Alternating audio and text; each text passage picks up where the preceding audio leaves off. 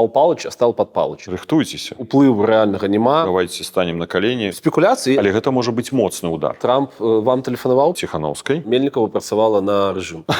Рэакцыя сапраўды хваравітая. Наступнае пытанне. Netflix па вам плача. Мне ўсё ясна. Шановнае, паважанае гаспадарства, шыкоўнае нашае панство, нашы любімыя гледачы, мы зноў у тугезе. Гэта па-ранейшаму канал «Жыццё Маліна». Мяне па-ранейшаму клічуць Мікіта Мелказёраў. За кадрам у нас Варшава, у кадры у нас будет Павел Латушка. Мы вельмі інтэнсіўна, цікава і фактурна паразмаўлялі з ім і прапаноўваем вам сёння гэтае інтэрв'ю. Слава Украіне! Жыве Беларусь! Пачынаем глядзець. Што вы думаеце пра ідэю круглага стола? Гэта, я скажу так, крок на будучыню. Гэта таксама пасыл элітам вакол Лукашэнкі. Асабіста сам, як чалавек, які прапрацаваў дыпламатам і памятаю усе гэтыя перипетыі, звязаныя з апазіцыяй, камунікацыяй, захад, Лукашенко ніколі не пойдзе на перамовы. Дарэчы, наколькі я ведаю, ён нават уже там дзесьці нейкія адказы кідаў. І публічныя, і непублічныя. Але геапалітычная сітуацыя развіваецца. На канферэнцыі «Новая Беларусь» я казаў пра тое, што створыцца гэта акно магчымасцяў. І вось яно прыадкрылася, прыадчынілася. Мы бачым гэты тэлефонны званок. Да, нам з пункту гледжання маральнага не падабаецца, як называе прэзідэнт ЗША Лукашэнку, але ён кажа пра вельмі важную справу, стратэгічна прыярытэтную для нас. 1300 палізняволеных. І вось гэта аконка адчыняецца. Акенка. Далей, калі мы разглядаем пазітыўны сцэнар. Ідуць перамовы паміж Расіяй і Украінай. Расія будзе хацець зняць санкцыі. Скажыце мне, калі ласка, мы хочам, каб аўтаматычна былі зняты санкцыі з Лукашэнкі? Я не. Я хачу, каб ён змяніў унутраную рэпрэсіўную палітыку. І вось гэтым месседжам я пайшоў да ўсіх тых краін, якія паехалі ў Вашынгтон, іх амбасадараў, і папрасіў, каб у сталіцы пайшла інфармацыя. І ўжо сёння ідуць адказы. Уже идут зворотная сувязь. Патлумачце мне, разумееце? Глядзіце, Лукашенко, вы не верыце ў тое, што Лукашенко пагадзіцца на гэты круглы стол. Да. Наколькі я разумею. Пры гэтым вы кажаце пра палітбюро людзей практычных, якія знаходзяцца ў ягоным атачэнні. Вось яны могуць быць за круглым столом. Так, я ведаю, што ёсць пэўная камунікацыя прадстаўнікоў дэмакратычных сіл, не абавязкова пры нейкіх пасадах, не ведаю, там з Ігорем Турам людзі перапісваюцца, напрыклад. Это не прадстаўнік нікога. Прапагандыст. Патлумачце. Чаму вы это лексыважыце? Это прапагандыст. Ці вядзецца, я не ведаю, у вас спробы... Это другі Воскресенскі, просто мае статус, бо ён працуе на ОНТ, папулярны тэлеканал. Як вы ставіцеся да калегаў, якія камунікуюць з Турам? Это іх права. Я не лічу патрэбным з ім камунікаваць. Ён не прымае рашэнне. Ён толькі, як бы, яго губамі, яго языком, тое, што яму кажа КДБ, ён просто перадае ў публічную прастору. То бок гэта развод? Конечно, ён не стваральнік месенджераў. Не ён. З улікам вашага досведа. З улікам майго досведа. Гэта пытанне да Тура увогуле не пытанне яго. Ён не ўплывае ні на што ў краіне. Окей, з улікам вашага досведа, з улікам вашай запісной кніжкі. Ці вы спрабуеце неяк наладзіць кантакты з гэтым палітбюро? Не час. Патлумачце? Зараз без сэнсу. Яшчэ не настаў той час. Но тым не менш, з кімсьці з адміністрацыі у вас там былі кантакты, былі спробы? Слухайте, калі я буду казаць, каму я пісаў, вы ж разумееце, што... Я не прашу вас імён, это было бы глупо, конечно, вам агучыць гэта ў эфіры, як інтэрв'ю, якое я спадзяюся... Я не хачу і блефаваць. Мікіта, я буду шчырым. Сёння не час. Я не лічу сэнсоўным зараз ініцыяваць гэтую камунікацыю. Але у нас створана фактычна як бы, аналог по пасадах. Мы глядзім, хто мог быць бы гатовы да дыялогу у інтарэсах захавання дзяржавы, хто мог бы з персаналей сённяшняй улады і за дзяржаву, і за беларускую дзяржаву, дэмакратычную дзяржаву, хто прарасійскі. Такі спісак мы, зразумела, маем. Бо я адказваю за транзіт, мы разумеем, што гэта важна разумець. А як вы лічыце, вось эта гісторыя, вот этот жест мне вельмі спадабаўся, які вы сказалі наконт Тура, яна можа нашкодзіць агульнай справе? То, што частка людзей камунікуюць, напрыклад, з прапагандыстамі, там нешта слухаюць, гэтак далей. Частка як можа нашкодзіць? Які іх уплыў, на што ўплыў? Яны пакамунікавалі і пазней пайшлі да заходніх міністраў замежных спраў і сказалі, нам трэба паслухацца Тура. Тур прапаноўвае слушную стратэгію, якую яны ўжо рэалізоўвалі ў 2015-16, якая прывяла да 2020. Ну, зразумела, што хтосьці лабуе гэтую стратэгію. Ён прапаноўвае стаць на калені, прыпаўсці, папрасіць прабачэння ў Лукашэнкі, здацца. Ну, я кажу, мы будзем працягваць барацьбу. Калі вы гэтую планку паніжаеце, ну, не стойце на нашым шляху, просто адыдзіце. Слухайте, а што вы Я не кажу, што яны не маюць права выказваць. Няхай выказваюць, але мы будзем працягваць барацьбу. Што вы думаеце агулам наконт таго, што ёсць адчуванне, што гэта ўнутраная барацьба, яна как-то набрала моц? Наколькі гэта нармалёва ці не нармалёва? Гэта дрэнна, гэта шкодзіць справе, але гэта натуральна для дэмакратычнай супольнасці. Бо Координаційная рада абрана дэмакратычным шляхам. Усе яе крытыкуюць, а гэта фактычна мы сёння бачым правобраз парламента. Да, ён не можа прымаць законы, ён можа прыняць заявы, ён можа разглядаць нейкія там сітуацыі, але гэта натуральна ў любым парламенце. Але калі мы былі бы на зямлі у Беларусі, гэта было б окей. Сёння, конечно, гэта забірае шмат ресурсаў на тое, каб адказаць на пытанні, а не зрабіць гэтых 40 справ. Патлумач мне, ласка, як чалавек, які знаходзіцца ў варашніку, я для сябе заўважыў прыблізна 3 падзеі. Гэта публічны, я не ведаю, можна гэта назваць адлупам ці не, публічная крытыка, напрыклад, у выкананні Франека Кныровіча. Гэта Светлана Ціхановская, якая пасля выхада Сергея Ціхановскага стала больш жорсткая, мне падаецца, сваёй рыторыцы. Ну і гэта ваша публічная заява на... Я стаў менш жорсткім. І ваша публічная заява. Што гэта за тренд? Ці гэта проста супадзенне? Ну, разумееце, зараз з'яўляецца ўсё больш і больш у публічнай прасторы галасоў такога згодніцтва, пакаяння. Давайце дамаўляцца з Лукашэнкам, давайце станем на калені, прыпаўзем да яго, як ён ночы казаў. І складваецца ўяўленне, што нібы беларускае грамадства змяніла свой пункт гледжання.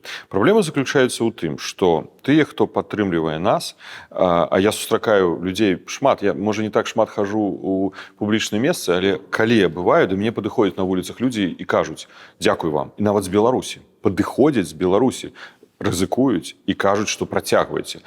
А тыя, хто супраць таго, каб працягваць, тыя, хто не вытрымаў марафону і прапануе зысці з дыстанцыі, яны часцей запрашаюцца, можа, у сродкі масавай інфармацыі, і выглядае такой дысбаланс, што нібы іх большасць. І вось тут, мне падаецца, такі трохі інфармацыйны падман. І тут, можа, настаў час даваць больш публічна, больш часта і больш станоўча гэты адказ. Вельмі часта кажуць: дзе ваша стратэгія? У вас няма стратэгіі. Давайте так, а чаму у нас, а не у нас усіх? Мы – гэта хто? Мы дэмакратычныя сілы. А хто такой дэмакратычныя сілы? Дэмакратычныя сілы, якія працягваюць барацьбу, ці тая частка дэмакратычных сілаў, калі іх лічыць дэмакратычнымі сіламі, гатовы сесці з Лукашэнкам на каленях, перад ім стаць і папрасіць прабачэння. Ці яны з'яўляюцца дэмакратычнымі сіламі? Мне падаецца, што вы перабольшваеце. Яны не кажуць пра тое, што, як я разумею гэту рыторыку, пра тое, што на каленях папаўзуць прасіць прабачэння. В асноўным рыторыка вядзецца пра палізняволеных і кажуць, што мы крышачку, мы ідзем на перамовы, да, это кампраміс, да, гэта непрыемна, але людзі будуць вольныя. Окей, мы зараз у павестцы дня маем зусім іншы падыход. І давайте яго разглядаць. Тое, што робіць прэзідэнт Злучаных Штатаў Амерыкі, тое, што робіць адміністрацыя прэзідэнта США. Вы думаеце, што гэтым не займалася Светлана Ціхановская? Што ў мяне не было сустрэчаў з амерыканскімі дыпламатамі? Ва ўсіх у нас былі гэтыя сустрэчы. Я не хачу, каб хтосьці цягнуў на сябе коўдру. Вы не чулі і ніколі не пацвердзіце, што выходзілі прадстаўнікі кабінета і казалі: гэта мы зрабілі, гэта нашая заслуга вызвалення. Іншы бок заўсёды спрабуе гэта палітыканства перацягнуць коўдру на сябе. А я кажу ім адкрыта: гэта мы зрабілі разам. Давайте рабіць разам. У вас няма стратэгіі, кажуць нам. Прабачце, можа, мы такія неадукаваныя, неталенавітыя, некрэатыўныя, да мы нармальныя, мы абсалютна нармальныя. Просто тыя інструменты, якія ёсць у нас сёння, яны, на жаль, абмежаваныя. Якія у нас ёсць інструменты? Ізаляваць Лукашэнкі. Што Лукашенко хоча? Ён хоча тэлефоннага званка ад Трампа. Ён выходзіць з ізаляцыі, і яму кажуць: вызваляй палізняволеных. У нас ёсць санкцыі. Санкцыі самы магутны ў Еўрапейскім Саюзе. І зараз гэта другі, самы моцны інструмент уплыву на Лукашэнку, каб заставіць яго, прымусіць яго змяніць унутраную рэпрэсіўную палітыку. На санкцыі хто працаваў? Ты, хто быў заўсёды супраць санкцый. Зараз нам кажуць: не, давайте з ім дамовімся. А мы працавалі на гэтай санкцыі. Мы разумелі гэтую стратэгію, што калісьці ён будзе прыціснуты да сцяны. Наша стратэгія, інфармацыйная праца, тое, што мы з вами зараз робім. Мы спрабуем дайсці да беларусаў. Вы кажаце відосікі. Для мяне гэта абразліва. Я не сказал нічога. Вы казалі пра відосікі. Для мяне гэта абразліва. Бо гэта не відосікі. Гэта менавіта меседжы для людзей. Распавядаць ім альтэрнатыўны пункт гледжання. іншы пункт гледжання, каб інфармацыя да іх даходзіла, бо іншага у іх варыянту няма. Не толькі ад Латушку, а ад Мікіты Мелказёрова, ад нашай Нівы, ад Белсата, ад усіх палітыкаў, незалежных СМІ. Гэта наша задача. Культура. Захоўваць хаця бы ў эміграцыі тыя асяродкі культуры, якія пазней могуць рэлакавацца, вярнуцца ў Беларусь. Ці не з'яўляецца гэтай стратэгіяй? Беларуская адукацыя і гэтак далей. У нас ёсць гэтая стратэгія, але і абмежаваныя інструменты. Хтосьці кажа, ваша стратэгія неэфектыўна. Пакладзіць на стол, якую вы прапаноўваеце стратэгію на сённяшні дзень. Мне здаецца, тут дыскусія ні пра што. Калі я чую ад палітыкаў, што ў нас супадаюць інтарэсы з Лукашэнкам, калі супадаюць, як правільна сказаў прадстаўнік Белпола, я куплю вам білет, ляціце да Лукашэнкі. У вас супалі інтарэсы, дамаўляйце з ім Это там Жыгар, разам. дарэчы, у нас было інтэрв'ю з спадаром Жыгам, паглядзіце, калі ласка, і сказаў Яшчэ. Кравцову. Да. Як вы ставіце да Кравцова? Яшчэ вельмі важнае. Паглядзіце Украіна. Украіна, дзяржава. Яна пад агрэсіяй знаходзіцца Расійскай Федэрацыі. Вялікая краіна, шмат рэсурса, матэрыяльнага, узбраенняў, чалавечага рэсурса. Украіне дапамагае увесь дэмакратычны свет. Абсалютна. Еўрапейскі саюз, Злучаныя Штаты Амерыкі, зараз па-рознаму можна ацэньваць, але працягваюць дапамагаць за грошы, выведка. Ім дапамагае увесь свет. Яны вядуць вайну. 3,5 гады. І яны не могуць перамагчы. І уявіце зараз, дэмакратычныя сілы, як мы называем, колькі актыўных людзей? 100? 200? 250? Ліміт, больш няма. І супраць нас рэжым, КДБ, выведка Міністэрства ўнутраных спраў, уся рэпрэсіўная сістэма, ваенная выведка, прапаганда, апарат сілавы, які знішчае нас ва ўсіх крымінальныя справы, ва ўсіх канфіскаваная маёмасць, да ўсіх блізкіх прыйшлі да родных спецслужбы, пасадзілі ў турмы нашых родных, яны сядзяць у гэтых турмах. І мы працягваем на працягу 5 гадоў змагацца і не здаліся. І вы зараз кажаце, калі я гляджу інтэрв'ю «Тайм» Саймону Шустеру, гэтага старога дзеда, які блытаецца ў паказаннях, які расказвае байкі пра тое, што ён не ведаў, куды пайдуць расійскія войскі. Яны ішлі з Беларусі, заглянулі ў Кіев, а ўвогуле ішлі ў Владывасток. І гэтую хлусню гэтага старага дзеда, які трасецца ад свайго глупства, ад страха, што з ім будзе заўтра, мы павінны паддацца і здацца ў гэты момант. Не. Калі адбудзецца гэтая сітуацыя, мы працуем на гэту сітуацыю, ці ёсць у нас магчымасць рэальна яе дасягнуць? Можа, не. Ці павінны мы да гэтай мэты ісці? Так, безумоўна, і без дыскусій. Мы ідзем да гэтай мэты. Так вось, калі адбудзецца гэтая сітуацыя і будзе гэты патэнцыйны круглы стол, то хто будзе сядзець за гэтым круглым сталом? Інстытуты, якія былі створаны, бо яны маюць прызнанне міжнароднае, мы фактычна заблакавалі знешнюю палітыку Лукашэнкі. І нам важна гэта трымаць. Вы верыце, што вы будзеце за гэтым сталом? Не пытанне пра мяне, 100 разоў паўтараў. І кажу вам, Мікіта, яшчэ раз. Я за інстытуты, а не за палітыкаў у інстытутах. Ёсць абраныя прэзідэнты лет. Слушайте, ну, ёсць інстытуты... Калі мы кажам пра кабінет, кабінет можа змяніцца. Ёсць інстытуты, якія асацыююцца канкрэтна з Павлом Латушкам. Стоп. Не. Яшчэ раз, гэта інстытуты, гэта не Павел Латушка, гэта не Павел Баркоўскі, это не Владзімир Астапенко. Мы можам зайсці, памяняцца, як зайшоў Кавалеўскі, як зайшоў Сахашык, а замест яго прыйшоў Кабанчук, прыйшоў Астапенко. Зараз Аліса Рыжыченко прыйшла на эканоміку замест той, якая дышла. Вы готовы, што лёс Беларусі будет выражацца без вас? Ваши амбіцыі не будут... Стоп, давайте не персоніфікаваць. Чаму вы чапляецеся да мяне? Не персоніфіцыруем. Я за дзяржаву, я за інстытуты, я за альтэрнатыву. Я распавяду. Координацыйная рада, выборы наступныя. Вы готовы, Мікіта, агітаваць, каб беларусы абралі ўжо не 700 там колькі галасоў было, а 67 тысяч, 670 тысяч. Я не лічу, што агітацыя моя справа і моя задача. Окей, но вы хочаце вярнуцца ў Беларусь. Так вось, мы ствараем гэты інстытут. І ў гэтым інстытуце перамагае фракцыя Пракоп'ева, Кныровіча і Егорова. Да? Перамагаюць яны. Яны тады ставяць пытанне пра тое, што трэба змяніць кабінет і пачынаюць дыктаваць свае умовы. Гэта лагічна, гэта дэмакратычны працэс. Іншых варыянтаў няма. Каму з палітыкаў гэта не падабаецца? Уваходзьце на выборы, абірайцеся ў координацыйную раду, перамагайце коаліцыю Латушкі, ці як яна там будзе называцца, перамагайце і фармуйце свае інстытуты, альбо абвясціце аб роспуску Коаліцыйнай рады. Па што зараз змагацца з альтэрнатывай? З альтэрнатывай змагаецца, што цікава, рэжым і нашы апаненты. Дзіўна? Дзіўна. Чаму супалі погляды? Чаму трэба зачысціць поле? Для чаго гэта поле зачышчаецца? Гэту энергію, гэты рэсурс аддайце на барацьбу з Лукашэнкам. Памятаеце, адзін чалец Коаліцыйнай рады, калі былі мае слуханні апошнім у Коаліцыйнай радзе прадстаўнікоў кабінета, я спытаўся: вы блогер? Скажите, вы готовы вот сегодня публично сказать, что ближайших 10 видео, замест того, каб лить бруд на прадстаўнікоў кабінета, на тых, хто вядзе барацьбу, каму пагражаюць забойствамі, калі плануюць забойствы, крымінальныя справы, родных катуюць, вы готовы апублікаваць 10 відэо супраць Лукашэнкі? Ён не адказаў. Мне ўсё ясна.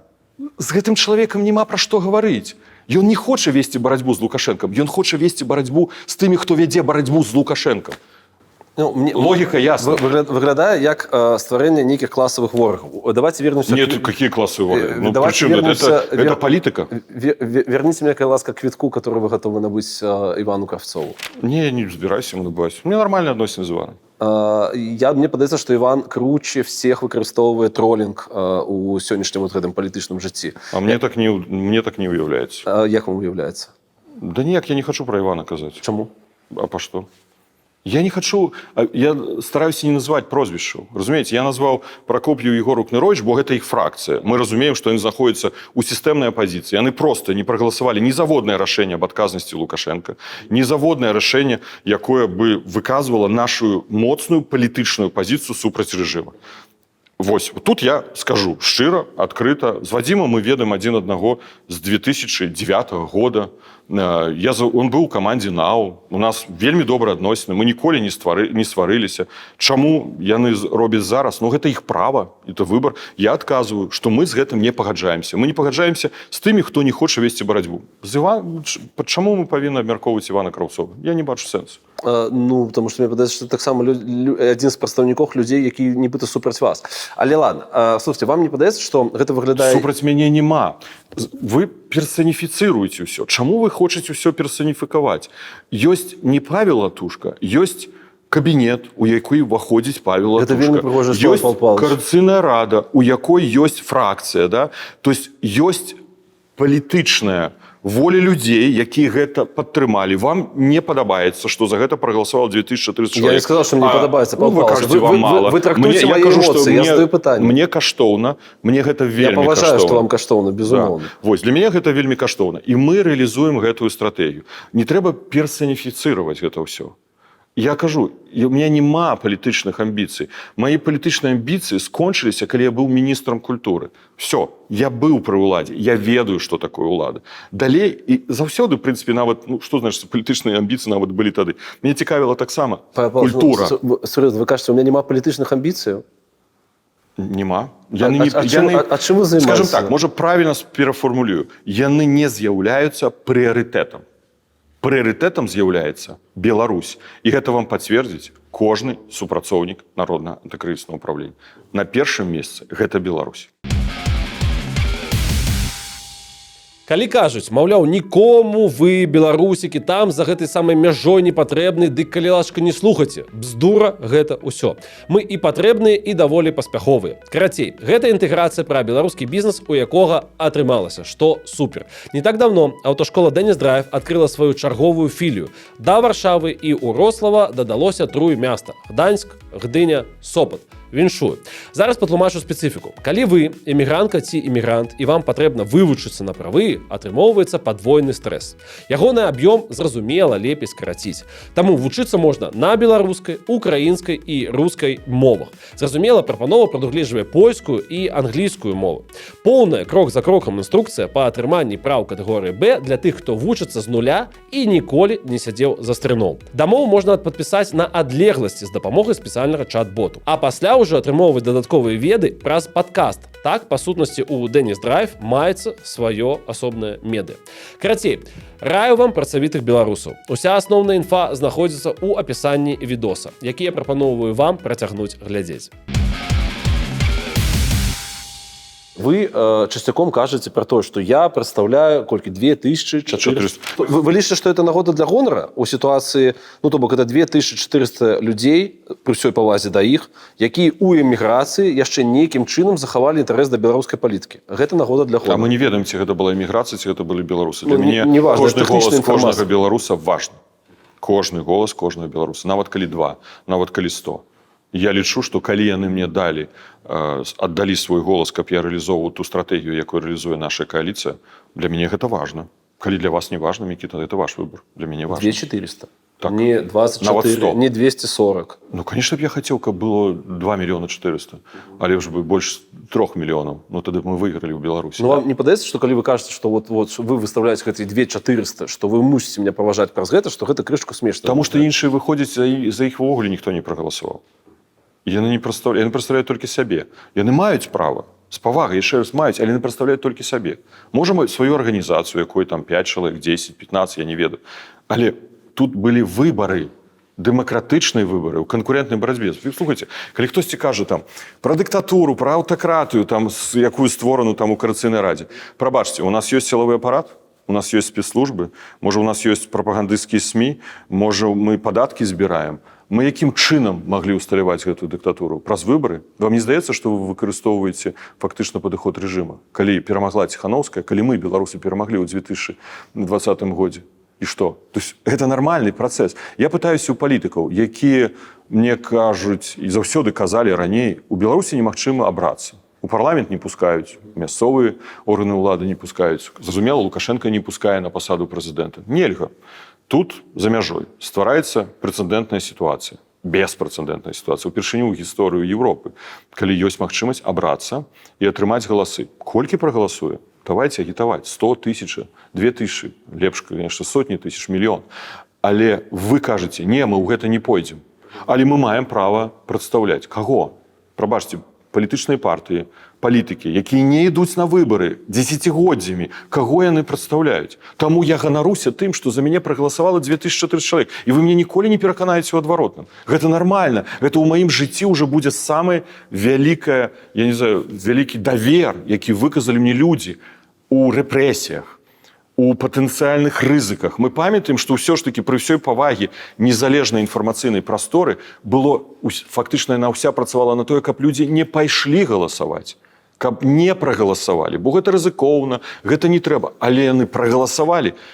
Я не ведаю, што будзе ў маім жыцці. Можа, я проста хачу ў Белавежскай пушы пабудаваць домік і не займацца палітыкай. Але калісьці мне прыйдзецца браць удзел у выбарах, і за мяне прагаласуе не 2400, а 240 тысяч, вось гэтыя 2400 будуць самымі каштоўнымі. Бо мы знаходзімся пад такім гнётам рэпрэсій, пагрозаў. Кожны чалавек нашай каманды, кожны чалавек у нашай коаліцыі, не забывайце, мае крымінальную справу, як усе чальцы Коаліцыйнай рады. Я вельмі паважаю. Слухайте, вы сказали, что калісьці мне придется толстам болтоваться. Это что? Это про амбиции президентские, ці что? Не, я до речі, супраць пасады прэзідэнта. Я за тое, каб яе ліквідаваць і забыцца, што яна ўвогуле існавала. Я заўсёды это казаў публічна і паўтараю. Ну, калі, там, не ведаю, Анатолій Лябедзька піша гэтую канстытуцыю, ён там зашмат, конечно, паўнамоцтваў дае прэзідэнту, я лічу, што гэта рызыкоўна.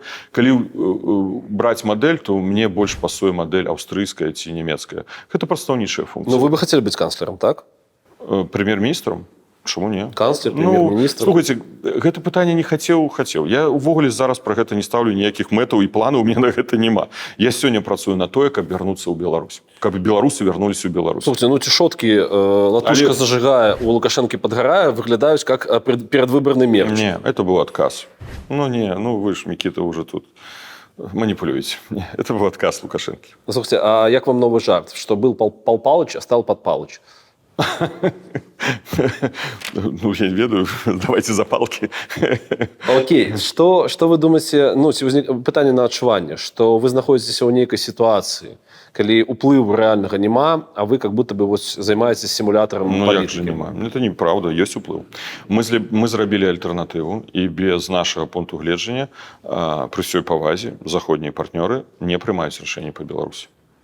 Мы альтернатива. Ну, Трамп вам тэлефанаваў перад тым, как тэлефанаваць Лукашенко? А Трамп не я павінен вельмі быў мне я тэлефанаваць. вельмі на элементарным узроўні вам А пытаюся. я вам на элементарным адказваю, калі бы мы не фокусировали увагу амерыканскай дыпламатыі на пытаннях палізняволеных, колькі мы сустракаліся з кіраўнікамі бюро па правах чалавека, Дзярждэпартамент США, з амерыканскімі дыпламатамі, колькі было кансультацый, у тым ліку і з спадаром Смітам і з іншымі, то не факт, што быў бы гэты тэлефонны званок, і падчас гэтага тэлефоннага званка была б размова аб чым, аб вучэннях захад, не ведаю, аб непадтрымцы Расіі, але б ён не ўзгадаў палізняволеных, але ён узгадаў. Кожны робіць свой внёсак. Я не хачу цягнуць тут коўдру абсолютно не на сябе, тут увогуле размовы няма, ні на кабінет, ні на офіс Ціханаўскай ці на Ціханаўскую. Гэта робяць усе, хто фокусуе на гэтым увагу. Важна зразумець, што мы зрабілі палітычную альтэрнатыву. Вы хочаце, Мікіта, каб палітычную альтэрнатыву рэжыму Лукашэнкі прадстаўляла Канапацкая ці Васкрэсенскі, ці лепш Ціханаўская, кабінет, Координаційная рада. Я хочу, каб абраная Координаційная рада, якая дае мандат кабінету, бо галасуе за падтрымку кожнага прадстаўніка. Я хочу, каб прадстаўляла на сённяшні дзень абраная прэзідэнтка Святлана Ціханаўская. Я не хочу, каб палітычную альтэрнатыву беларускага грамадства прадстаўляла Канапацкая і Васкрэсенскі. Адкажыце мне на гэтае пытанне. Ну, што? Паміж чым мы выбіраем? А Лукашенко хоча знішчыць эту альтэрнатыву. Яму она не патрэбна. Ён хоча мець прамую дарогу ў Берлін, прамую дарогу ў Вашынгтон. На сённяшні дзень я правёў сустрэчы з усімі амбасадарамі ўсіх краін, якія прымалі ўдзел у перамовах у Вашынгтоне. І ўсім давёў нашу пазіцыю аб'яднанага пераходнага кабінета. Лісты Ціханаўскай пайшлі з пазіцыі кабінета ўсім прэм'ер-міністрам гэтых краін. І яны нас чуюць. Колькі разоў за апошнія, колькі мы з вами не бачылі, 4 гады вы хацелі все кінуць? Ніколі. Ніводнага разу. Ці ёсць у вас магчымасць адыходу ад палітыкі да нейкіх цывільных дзел? Тэоретычна заўсёды ёсць. Патлумачце, просто я не дакапаюсь. Я не думаю пра гэта. Не думаю, не планаваў і не планую. А што бы вы тэоретычна маглі бы рабіць? Яшчэ раз скажу, не думаў, не планаваў і не планую. Я буду працягваць барацьбу. Я хочу пабачыць Лукашэнку ў горадзе Гага у судзе альбо ў Беларусі ў нацыянальным судзе. Гэта было бы найбольш слушным, найбольш правільным. Я буду змагацца да таго часу памяццю майго брата, майго бацькі, якіх няма на гэтым свеце. Я буду змагацца за тое, каб. Гэта ўжо пытанне майго сумлення. Гэта пытанне таксама і самакрытыкі за тое, што можа рабіў папярэднія гады. Я буду гэта рабіць. Это мой выбор, абсолютно. Вы свядомы. Допускаете, что паспяховай ваша дзейнасць у выніку можа і не быць? Не. Чаму? Веру. Я быў заўсёды паспяховым чалавекам. Я дасягаў вынікаў. Паглядзіце, калі б я скончыў у 2020 годзе, быў звольнены з купалаўскага тэатра, мне б засталося б нават пра што напісаць, што было зроблена за мой час працы амбасадарам ці паслом. Вось вы ездзіце, бачыце тут пасольства ў Варшаве, вертнічае. Я подписывал нотариальные акты, это был... Ну и при вас кажут, что туи были у Нагмалёвым стаілі, да? Туи это ввогуле цікавая гісторыя, чаму год там, чего там, порядка, там, да, там, чысціні, да, в Беларусі, а у посольстве тут ввогуле жахлівыя такія кволыя туи. Генеральное консульство ў Беластокі. Я знайшоў, яно набыта. Там праходзяць акцыі, і там гэты будынак. Консульство ў Бялай Падляшцы. Я ініцыяваў як амбасада, яно адкрыта. Я адкрыў посольство Беларусі ў Іспаніі. Пазней 5 ганаровых консульстваў у Іспаніі, у Партугаліі. Нясвіжскі палац, вечары вялікага тэатра у Нясвіжы. Тэатр у Шулі Радзівіл. Это быў фестываль цэлы у Нясвіжы. Баль у Вялікім тэатры. Это мои проекты. Мирский замок после реставрации, национальная театральная премия, национальная музычная премия, национальная премия, национальный форум музея в Беларуси. Мне есть что, помни Короткевичу у Киева. Я упевнен, что вас разбудить. Есть что рассказать, да, я кажу, але... И вы кажете, что вам не важен персональный бренд при этом? Коли вы вот так вот выдаете все свои досягнения? Это не только мои досягнения шмат якіх людзей, але мне прыемна, што я меў да гэтага, ну, таксама вялікае дачыненне. І для мяне гэта важна. А чаму не? Чаму нельга сказаць, калі ты штосьці зрабіў добрае? Тэст Хрысціны Дробыш, колішні вашай падапечнай, наверное, чалавек, які з вами працаваў. Ці не фігнёй вы займаецеся? Яшчэ раз. Яна пытаецца ці не? Не. Хрысціна Дробыш меня навучыла. Кожны раз чалавек, які сам себя рэфлексуе, у пэўны момант мусіць сесці і максімальна шчыра адказаць самому сабе, ці не фігнёй я займаюся. Я задаю вам пра гэта пытанне. Абсолютно не. Чаму? Ну, сапраўды, ну, калі хтосьці лічыць хернёй тое, што мы хочам прыцягнуць да адказнасці Лукашэнкі, як мінімум аб'явіць яго ў міжнародны вышук, каб ён адказаў за смерць і за гвалт у адносінах да беларусаў, за тое, што ён зрабіў супраць суседа Украіны, это херня. Так а што тады добрае, што дрэннае, што белае, што чорнае? Ну, давайце тады падтрымліваць вайну, падтрымліваць агрэсію. Ну, дзе гэта? Я на баку белага. Я буду змагацца за чысціню, за тое, што Беларусь была свабодная. І я не лічу, што, ну, правда, нейкае дзіўнае пытанне. А калі вы кажаце, што шмат шансаў, будзе нейкае рашэнне суда, а што з гэтага Лукашэнку? Лукашенко гэта, ну, ён занепакоены гэтым. Окей, Ён не хоча лёсу Мілошевіча, бо калісьці гэта можа спрацаваць. Ну, глядзіце, зараз Пуцін шукае краіну, дзе ён можа правесці перамовы. І пры гэтым прекрасна сябе адчувае і працягвае бамбіць Украіну. Пры гэтым яму праблема. Яму праблема дзесьці знайсці краіну. Гэта праблема. Гэта стварае дадатковыя праблемы. Разумееце, а Лукашенко не Пуцін. Лукашенко не кіраўнік ядзернай дзяржавы. Ён уже у адпачынак не ходзіць. Ён ужо баіцца ўсяго. Гэта і псіхалагічнае ўздзеянне на яго. Гэта і патэнцыйная тэхнічная пасадка ў нейкай краіне, якая падпісала Рымскі статут, міжнародны крымінальны суд, дзе будзе дзейнічаць сваёй юрысдыкцыі.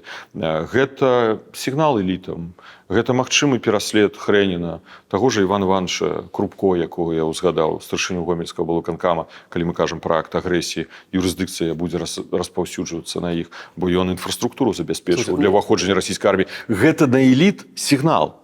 Перастаньце, вы будете адказваць. Лукашенко заўтра не будзе, вы адкажаце за яго. Вы разумееце, што вы робіце? Ну, гэта, конечно, ідэальная гісторыя. Взять і затрымаць Лукашенко. Ну, давайте будем рэалістамі. Ну, у нас няма зараз такого сцэнара, да? Няма. Але дзеля таго, каб гэты сцэнар увогуле мог быць рэалізаваны, нам трэба што? Ордер на арышт Лукашэнкі. Вось на гэта мы працуем. А далей... Гэта прекрасна. Але вам не падаецца, што эта гісторыя, как это? Это прыўкрасна. Без меня можете мяне нават біць у дачыненні да Лукашэнкі? Не здаецца. Чаму? Абсолютно. Ну, так я вам сказаў, што, па-першае, вы зараз сваім пытанням, я не персаналізірую да вас, але спрабуеце адвакатаваць, што гэта не мае сэнсу. Сэнс ёсць заўсёды. Калі здзейснена злачынства, злачынец павінен быць пакараны. Дзеля таго, каб адбылася пакаранне, павінна прайсці працэсуальныя працэдуры. Гэта дазнанне, узбуджэнне следства, абвінаваўчае заключэнне, і пазней чалавек аб'яўляецца ў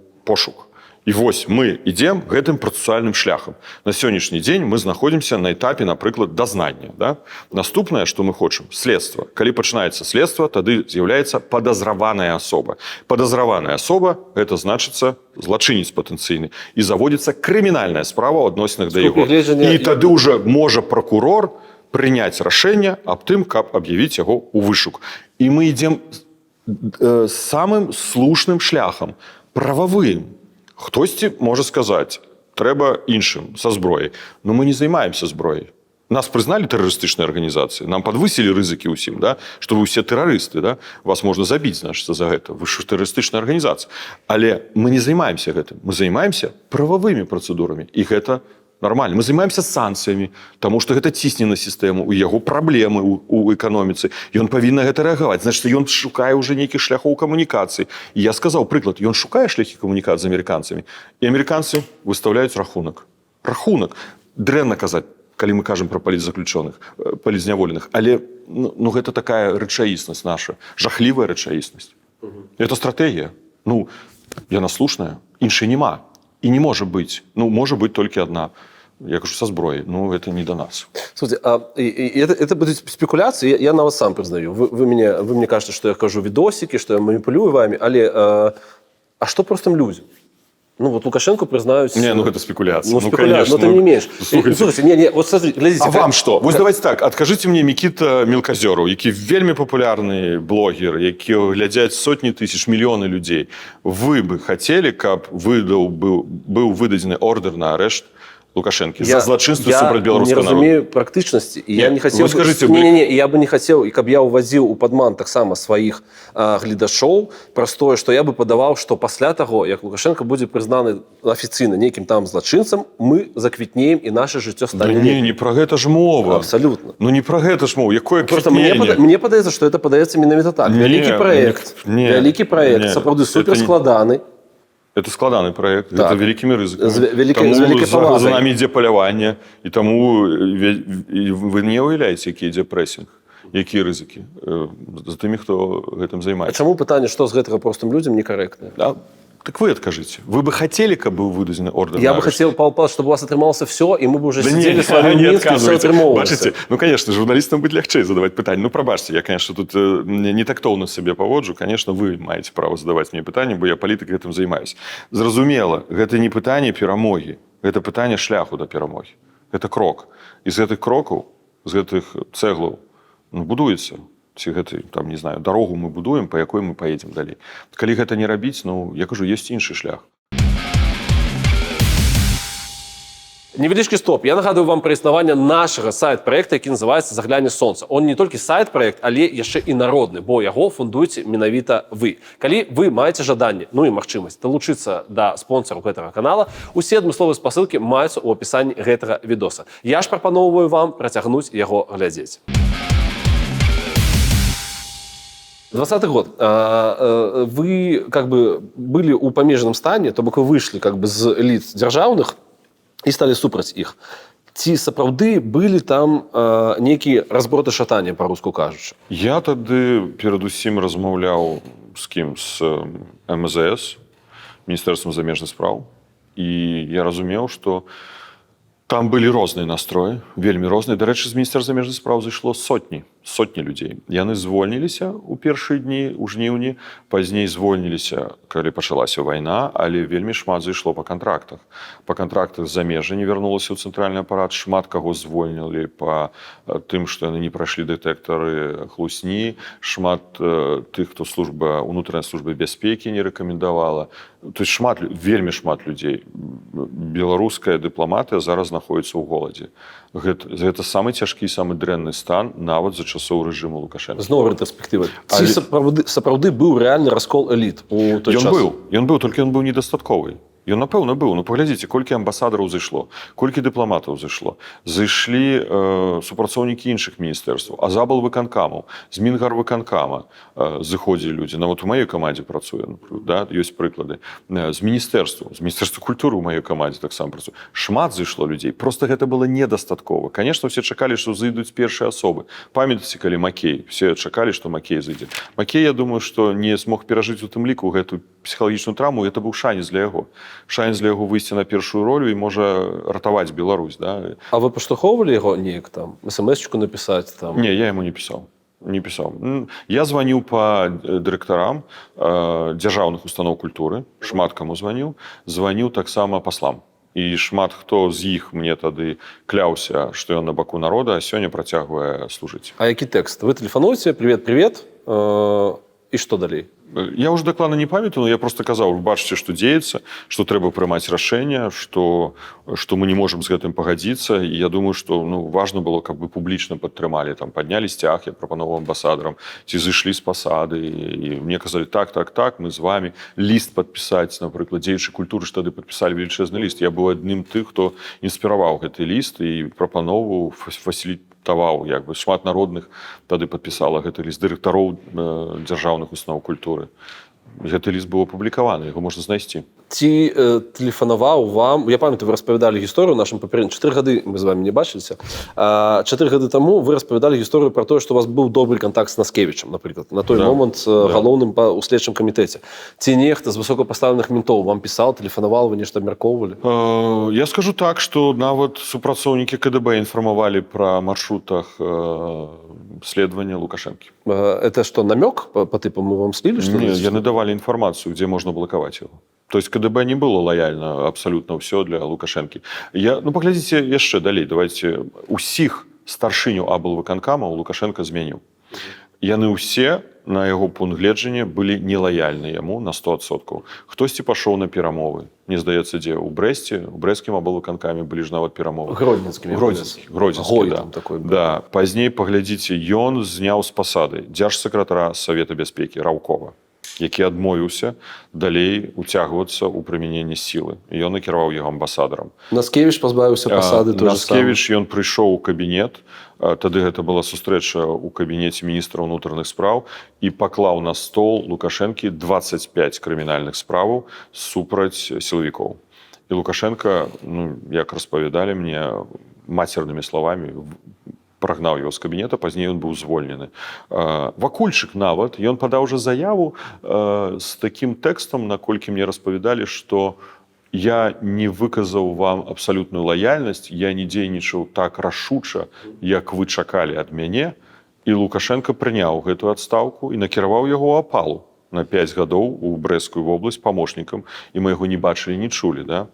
А зараз ён стаў ўсё ж такі такім... Ён стаў прадстаўніком яго інтарэсаў у Савеце міністраў на расійскія выклікі. То есть Лукашенко пабаиваецца таго, баіцца, і слушна баіцца, бо ён сам стварыў гэтую сістэму, што рускі ўплыў ва ўрадзе можа пашырацца, і яму трэба проста кантраляваць урад. Альбо ўрад можа выступіць супраць яго. Вось давайте так, па сістэме ўлады, вось хто кантралюе ўладу ў краіне? Сёння Лукашенко, у яго ўсе інструменты. Калі яго няма, калі з ім дрэнны стан, хто можа прыняць кантроль над краінай? Толькі ўрад. У нас же прописано про Наталью У Ивановну. нас прописано, але кантралюе дзяржаву. Качанова не кантралюе дзяржаву, у ёй сістэмы, падпарадкоўваюцца ўсе, каму? Ураду, міністрам, і пайшло па сістэме. Да? Аблвыканкамы пойдуць пад Качанову, старшыня аблвыканкамам? Не, яны пойдуць пад урад. Таму Лукашенко баіцца, што ўрад можа ў нейкі момант стаць супраць яго, альбо выконваць нейкія прарасійскія інтарэсы. Вось две рызыкі, чаму ён паставіў Вакульчыка, які прайшоў праз гэтую фільтрацыю, мне здаецца, да, гэтай 5 гадоў. Вакульчык, дарэчы, накіроўваў мне прадстаўніка на перамовы ў жніўні. Я распавядаў пра гэта. Я быў у Коордынацыйнай радзе ўжо, мне выклікаў на вуліцу, і была прапанаваная здзелка, што я павінен перастаць крытыкаваць Лукашэнку, нападаць на яго. Ну і тады яны гарантуюць мне бяспеку. Ну, я сказаў, што не. І, дарэчы, той чалавек, які казаў, ён перадаў нават словамі, я казаў Вакульчыку, што Латушка не пагадзіцца. Ну, яны зышлі. Глядзіце, ёсць плётка, не ведаю, может быть, вы чулі, што нібыта Мясніковіч быў гатовы далучыцца да ўсіх, і праз гэта ён атрымаў чарговае паніжэнне ў сваёй пасадзе. Чулі? Не, такого не чуў. Хаця Мясніковіча даволі добра ведаю, прыходзілася з ім бываць і на прыватных, закрытых сустрэчах. Я памятаю, як у Нясвіжскім палацы у нас была такая вельмі доўгая, добрая гутарка увогуле пра Нясвіж, пра культуру. Тады быў Барыс Батура, старшыня на той момант мінскага аблвыканкама. Мы сядзелі, утрох нас было. Я яшчэ старшыня райвыканкама быў. Іван Іванович Крук, які зараз старшыня гомельскага аблвыканкама. Вось, ён быў пра беларускіх поглядаў чалавек. Спадзяюся, што і ёсць, але не ведаю, не чуў ніколі. Ага. Окей, глядзіце. Вы, наколькі я зразумеў па праглядам вашага YouTube-канала, падпішыце, дарэчы, Дякую. Думаю, я так зразумеў, што вы бачыце міністрам замежных справаў спадара Рыбакова. Да, я думаю, што у яго зараз вялікі шанец, што ён можа замяніць на пасадзе Рыжанкова, менавіта стаць міністрам замежных спраў. Будзе залежыць ад камбінацыі і выніковасці гэтых камбінацый з амерыканцамі. Хаця сёння гэта выглядае, вось на сённяшні дзень, калі мы размаўляем з вами, бо невядома, мы глядзім, што кожны дзень мяняецца. Прэзідэнт Трамп можа раніцца і сказаць адно, паслязаўтра іншае. Мы тут не паспяваем нават, да, за пазіцыямі розных краін, рознымі поглядамі. Можа здарыцца такая ситуация, что калі Лукашенко сёння загнаны ў кут, фактычна ён загнаны ў кут, дзякуючы гэтай стратэгіі Рыбакова і Петкевіча. В раскарячке он, так? Ён раскарачцы, так, знаходзіцца, бо яму два папярэджання з боку прэзідэнта дзяржавы нумар 1 у свеце, самаўплывовай, да, і што, ён будзе маўчаць? Ну, зразумела, што яны працягваюць нейкую камунікацыю. Яны далі адказ публічны, што мы працуем над гэтым. Мы працавалі і працуем. Гэта што значыцца? Яшчэ 14. Не. Трамп хоча атрымаць Нобелеўскую прэмію. Ён гэта кажа адкрыта. Ён сказаў, я скончыў 6 войнаў. Наступнага дня ён сказаў 7, правда. Ну, не будзем лічыць. Але упісаць, пагадзіце, калі ён упісвае сваю біяграфію, што дзякуючы яму былі вызвалены ўсе палітзняволеныя ў дыктатуры ў Беларусі 1300 плюс, да? Ну, гэта сапраўды для яго, для нас перадусім гэта важна, да? Давайте перша акрэсліваемся, каб не каментаваць, так вось нібы пра кагосьці кажам. Для нас гэта важна, для беларусаў. Мы ратавалі жыцці людзей. І дзякую, калі гэта атрымаецца. Гэта вельмі добра будзе, да? Ну, для яго гэта перамога. І ён сапраўды ў сваёй біяграфіі ці заяўцы патэнцыйнай можа напісаць. Я вызваліў 1300 палітзняволеных, якіх катавалі, забівалі ў Беларусі, і плюс яшчэ Нобелеўскага лаўрэата. Алеся Беляцкая. Коллегу своего. Да, ну, теоретично будучага, да. Хаця я размаўляў з адным заходнім дыпламатам, вельмі высокапастаўленым, высокага ранга. Не, ну, все равно нереалістычны сцэнар. Але ў нашым жыцці ўсё можа быць нереалістычным і рэалістычным. І мы памятаем, што Барак Обама атрымаў Нобелевку за не настолькі сур'ёзнай справы. Слухайце, Бог з імі. Who is Mr. Рыбаков? Патлумачце мне, ласка, што гэта за персонаж? Ён чалавек сістэмы.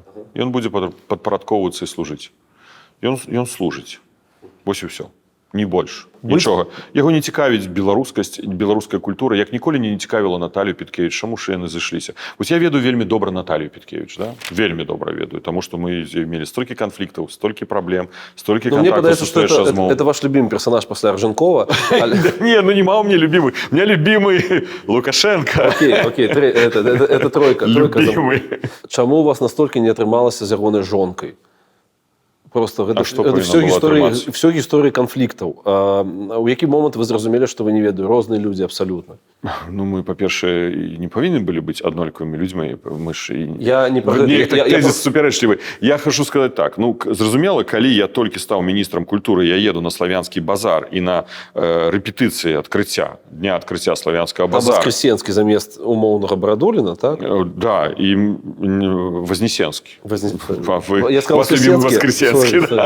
Да, Вознесенскі. І мяне выклікаюць у адміністрацыю, я вымушаны хутка вяртацца ўначы і ў раніцы ў 8 гадзін я ў кабінеце, у прыёмнай, і яна мне закатвае істэрыку, калі ёй трэслася ўсё, рукі, галава, эмоцыі. Яна крычала, яна просто тупала. Гэта было столькі было негатыва выплёўвалася на мяне, і ну, я зразумеў, з кім. Ну, там все, там эмоции просто зашкаливали. Она такой человек. За Вознесенского? Да, за Вознесенского. За то, что я сказал, не за Вознесенского, за то, что я сказал, что а что у нас нема беларускіх пісьменнікаў, творамі якіх мы маглі бы адкрыць славянскі базар, бо славянскі базар у Віцебску, а Віцебск это ўсё ж таки Беларусь, а не Россия. И она сказала, вы насаджаете беларускую мову, вы насаджаете нацыяналізм, і гэтак далей. І гэта было ўсё, гэта было пачатак вайны. Заўсёды мы ваявалі, бо міністр культуры Беларусі, ён павінен быць за беларускую культуру, за беларускае слово. Па якую халеру ты стаў міністрам культуры? Я памятаю эту размову, можа, калісьці распавядаў. У Киеве мы сядзім са Швыдкім, былы міністр культуры России. Тады ён быў памочнікам Пуціна па пытаннях міжнароднага культурнага супрацоўніцтва. Перадачу на культуры вёл яшчэ, я памятаю. Да, на культуры вёў перадачу. І калісьці мы размаўлялі з ім, што слухайце, ну вось ёсць праблема. На мяне пішуць всякие там рэгнумы, российские такие сродки массовой информации, что я националист, что я размаўляю по-беларуску, министр культуры Беларуси. И он позднее высветляе и рассказывает мне, что так на меня пише докладны у Кремль Суриков, посол России. И сам мне задае пытанне, а что он хочет? Это мне швидкой, ну іншыя часы былі, зараз гэта уявіць сабе немагчыма, чтобы міністр культуры размаўляў на кітайскай. Я кажу, ну менавіта, на якой? І уяўляеце, у адміністрацыі сядзіць чалавек, якая перашкаджае беларускай культуры, беларускасці. Нельга святкаваць Рыгора Барадуліна юбілей, нельга ушаноўваць памяць Быкова, нельга адкрываць мерапрыемства на беларускай мове і гэтак далей. Нельга. Трэба зняць спектакль купалаўскага тэатра, пераклады, да, это па Фрілу, драматургу брытанскаму, калі Пінігін паставіў, што афіцэр англійскі размаўляе з дзяўчынай, у якой ён закахаўся, ірландкай, на рускай мове, а ірландская дзяўчына на беларускай. Разумееце паралель? І мне выклікаюць у адміністрацыю, Петкевіч кажа, за гэта ў савецкія часы здымалі з пасады міністраў культуры. Я кажу, так здымайце. А она на вас орала? Орала, да, она заўсёды павышала голас.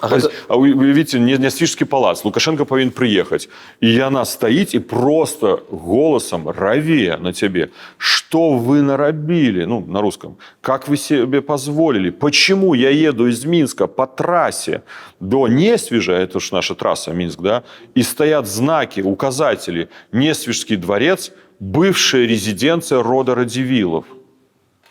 Як вы гэта сабе дазваляеце? Якія радзівілы? Я кажу, прабачце, Наталья Владимировна, першае, ну, так гэты помнік гісторыі упісаны ў спіс сусветнай культурнай спадчыны ЮНЕСКО. Такая назва.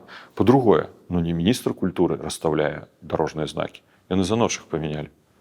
І нема радзівілаў. Я радзівілам, дарэчы, распавядаў, я іх прывозіў мне свішу мір, і тут, калі паслом мы пазнаёміліся, і да гэтай пары сябруем.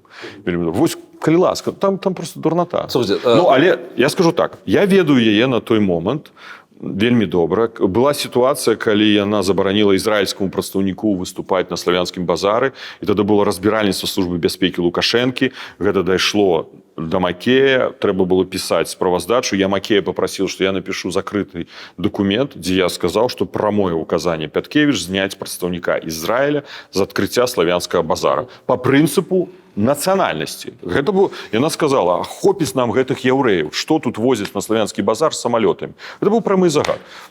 Слухайте, я не буду адказваць за такую дурноту. Я пишу Макею, а Макей, ведаеце, што зрабіў? Ён распісаў гэты документ Пяткевіч. То есть фактично он подставляет мне перед Пяткевич мне говорит, ну что, хотел прикрыть? Не буду продолжать. Жопу. Да, так вось. И позднее Макей мне телефонует и кажет, ну что ж, Павел Павлович, я принял решение, что зараз буду курировать Министерство культуры, я напрямую. И она была моим куратором у администрации. И, ну, и она меня не курировала. Ну, конфликты были... Слушайте, так вы что мне малюете, скажите-ка ласка?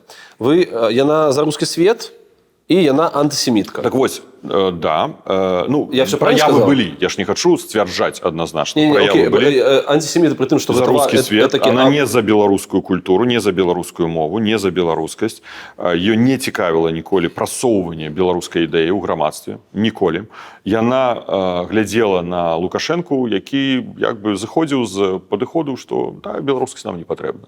Это штосьці не патрэбнае для дзяржавы. Але, вось скажу, апошняя інфармацыя, якая паступае ў адносінах да яе, з інсайду, вы пытаеце з інсайду, яна мяне здзіўляе.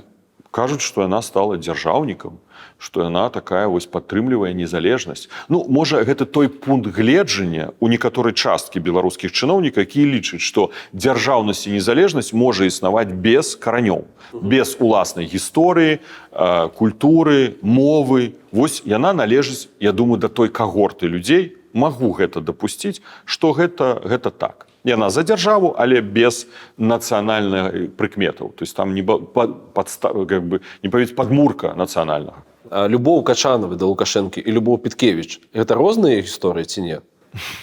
Ну, што вы маеце пад словом? Ну, тому што, ну, наколькі я разумею, Качанова гэта безумоўнае нешта, а Пяткевіч у гэтай сітуацыі падаецца больш суб'ектнай. Выключна суб'ектыўна. У Пяткевіч няма любові да Лукашэнкі. Яна прагматык. Паглядзіце на яе выгляд знешні. Як яна сёння выглядае, як яна глядзіць на нарадах, выступае. Там няма матывацыі, там няма энергіі, у яе ўнутры нічога няма, разумееце? Яна высохла. Яна не хоча за яго змагацца. Ён зрабіў для яго добрае рашэнне. Тое, што ён зноў паклікаў Пяткевіч на псеўдавыбары, яна справілася, да? Накіраваў на зараз цяжкі кірунак сацыяльны, дзе там праблем вышэй галавы. Яна такі сістэмны чалавек аўтакратычнай сістэмы. Яна будзе выконваць, што і кажуць, зверху, будзе нават ініцыяваць, але там няма энергіі, там няма любові да яго. Яна ўжо прайшла. Калісьці, можа, і была, зараз гэта так не выглядае. Абсалютна. Давайте крышачку... А Качанова гэта фанатка. Яна проста яго фанатка. Вось мне так адразу чамусьці параўнанне дзяўчыны, калі баскетбол у ЗША гуляюць. Ведаеце? Черлідерша. Так, да. Вот такая фанатка. Я Я памятаю, што як она абразілася ў купалаўскім тэатры перад балем былі рэпетыцыі. Да? Вось тое, што павінен быў першы бал купалаўскі жа адбыцца. Лукашенко скраў его фактычна. Тады Эйсман дала ж даручэнне, што першы баль павінен быць толькі венскі бал, павінен быць толькі Лукашенко. І яна прыйшла ў купалаўскі тэатр, і мне патэлефанавалі з аховы, ну я не паспеў спусціцца, і яе сустрэла пры ўсёй павазе да гэтай прафесіі прыбіральшыца з вядром з швабрай. І я памятаю, мы падымаліся па лесвіцы, і мне Качанова выгаварвала, што ж гэта такое, што мяне прыбіральшыца сустракае. Яна тады была кіраўніцай адміністрацыі. Які у вас былі ўзаемаадносіны? Не, ніякія.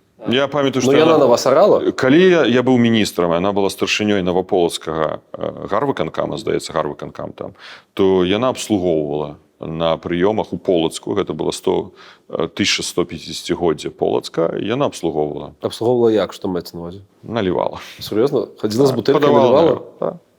І як Ну, гэта, лёгкая рука? гэта роля старшыняў райвыканкамаў. Да? Да. У сучаснай Беларусі. Ну, не толькі ў гэтым, конечно. Ну, у тым ліку. Вось. Пазней яна стала віцэ-прэм'ерам, і яна папрасіла аб сустрэчы, яна запрасіла мяне, калі я прыехаў у камандыроўку з Парыжа, і вельмі са мной раілася, каго трэба зрабіць новым міністрам культуры, міністрам адукацыі, міністрам інфармацыі. Мы размаўлялі з ёй 2,5 гадзіны.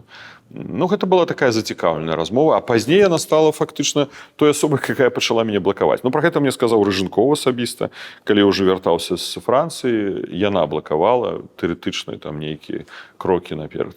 Так рука у яе лёгкая ці не? Калі яна налівала? Я ж не скажу так, чтобы актыўна піў, таму я не гатовы сказаць, ацэніць. Якія пагрозы вы атрымоўваеце апошнім часам? Ну, это рознае. Абсолютно. Их такая колькость, что их вы не полечить уже. Такая колькость, ну, приблизно. Что такое? Вот я... Ну, что такое погроза? Ну, например, когда тебе приходит поведомление, что топором рассякуть голову на березе Вислы, альбо Меркадер прыйдзе и ледорубом заб'е цябе, ці прынята рашэнне аб вашай ліквідацыі, ці група ўжо знаходзіцца на тэрыторыі Беларусі. Хадзі, аглядвайся. На тэрыторыі Польшы. На тэрыторыі Польшы. Хадзі, аглядвайся. Это паведамленне куды? В месенджеры, в наймы? Усе магчымыя сеткі. Апошнім часам гэта могуць быць і месенджеры, гэта можа быць і ў сацыяльных сетках, гэта могуць быць мэйлы. Гэта выглядае ў тым ліку праз дзеянні. Вы ведаеце, што ёсць крымінальная справа, пра якую я не ведаў. Я быў паінфармаваны аб тым, што рыхтаваўся замах на мяне, што нібы усталяваная асоба, якая гэта зрабіла. Тут у Польшы. Тут у Польшы, да. І гэта дзеянні былі арганізаваны спецслужбамі Беларусі, Расіі. Ну, гэта я ведаю з прокуратуры. Вам распавялі сцэнар, які мусіў адбыцца? На жаль, я не маю права распавядаць, таму што я даў падпіску аб неразгалошванні гэтай інфармацыі, каб не зашкодзіць следству. Нейкія элементы я ведаю. Магчыма, я нават скажу больш. Я ведаю, калі гэта планавалася. І той момант памятаю. Я памятаю той момант, магу гэта сказаць. Калі? І я разумеў, што гэты момант магло гэта адбыцца. Да калі? Даўно, не даўно? Я не буду казаць. Калі ласка. Ну, просто я тады пад крымінальны артыкул магу трапіць. А тут да законов. То бок, вы лічыце, што беларускія спецслужбы ці беларускія службы ў камунікацыі з расійскімі сапраўды могуць ажыццявіць нешта крымінальнае? Ну, глядзіце, недаўна да мяне прыйшлі журналісты аднаго сусветнага выдавецтва, агенцтва, якія сказалі, што ім удалося усталяваць па справе Павла Гонзалеса, Павла Рубцова. Гэта палкоўнік военнай выведкі Міністэрства обороны Расіі, які прыходзіў на інтэрв'ю да мяне двойчы у офіс Народнага антыкрызіснага ўправлення. Яго абмянялі. Пазней Пуцін яго асабіста вітаў у Маскве, што ён усталяваў месца майго пражывання ў Варшаве, і гэтую інфармацыю ён перадаў у штаб-кватэру ваеннай выведкі Міністэрства обороны Расіі. Ну, гэта вельмі ўплывовае агенцтва, і яны сказалі, што гэта іх крыніца ў агенцтве ўнутранай бяспекі Польшы.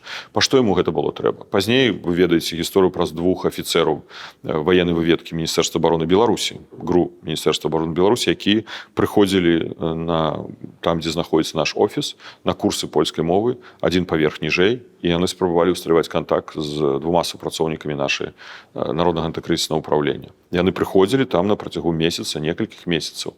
Пазней яны з'яўляліся яшчэ ў адной, скажем так, месцы, якое звязана з намі. То есть яны хадзілі, просто аналізавалі, якім чынам арганізавана наша праца, хто туды прыходзіць, фіксавалі гэта ўсё. Пазней вось нават гэта гісторыя з нападам у Варшаўскім універсітэце. Лукашенко выступае з гэтай абсалютна нейкай глупай заявай, якую нармальны чалавек прыдумаць не можа, да? Што нібы я планую там спаліць апазіцыю. І пасля раніцай я атрымліваю 10-16 мэйл з папярэджаннем, што будзе ажыццёўлены напад на мяне. І напад ажыццяўляецца ў Варшаўскім універсітэце. Форма? Ну, форма якая ёсць. А вы паспелі спужацца? Як гэта з кропкі вашага гледжання было? Я зразумеў, калі было ж цішыня ў залі, там шмат людзей было, да? І калі аб'яўлялі, што зараз я буду выступаць, была цішыня. І я разумею, што хтосьці бяжыць. Я зразумеў гэты момант, што гэты чалавек хтосьці бяжыць да мяне. Збоку. у меня не было сумневу, што гэта штосьці адбудзецца зараз, калі ён перада мной з'явіўся, ён глядзеў у мае вочы. І ў гэты момант ён глядзеў у мае вочы, і я разумею, калі чалавек плануе нанесці удар, то ён глядзіць цябе ў вочы, значыцца, у тое месца, куды ён будзе біць. І я разумею, што зараз будзе удар у галаву. І я неяк так згрупаваўся ў думках, разумею, што зараз гэта адбудзецца. І я не ведаю, што гэта будзе. Я не паспеў нават адрэагаваць, там, што адбівацца ці што. І ён спатыкаецца ў гэты момант. І таму яго падае гэтае вядро. Дарэчы, ён гэты мусар, ён жа завязаў.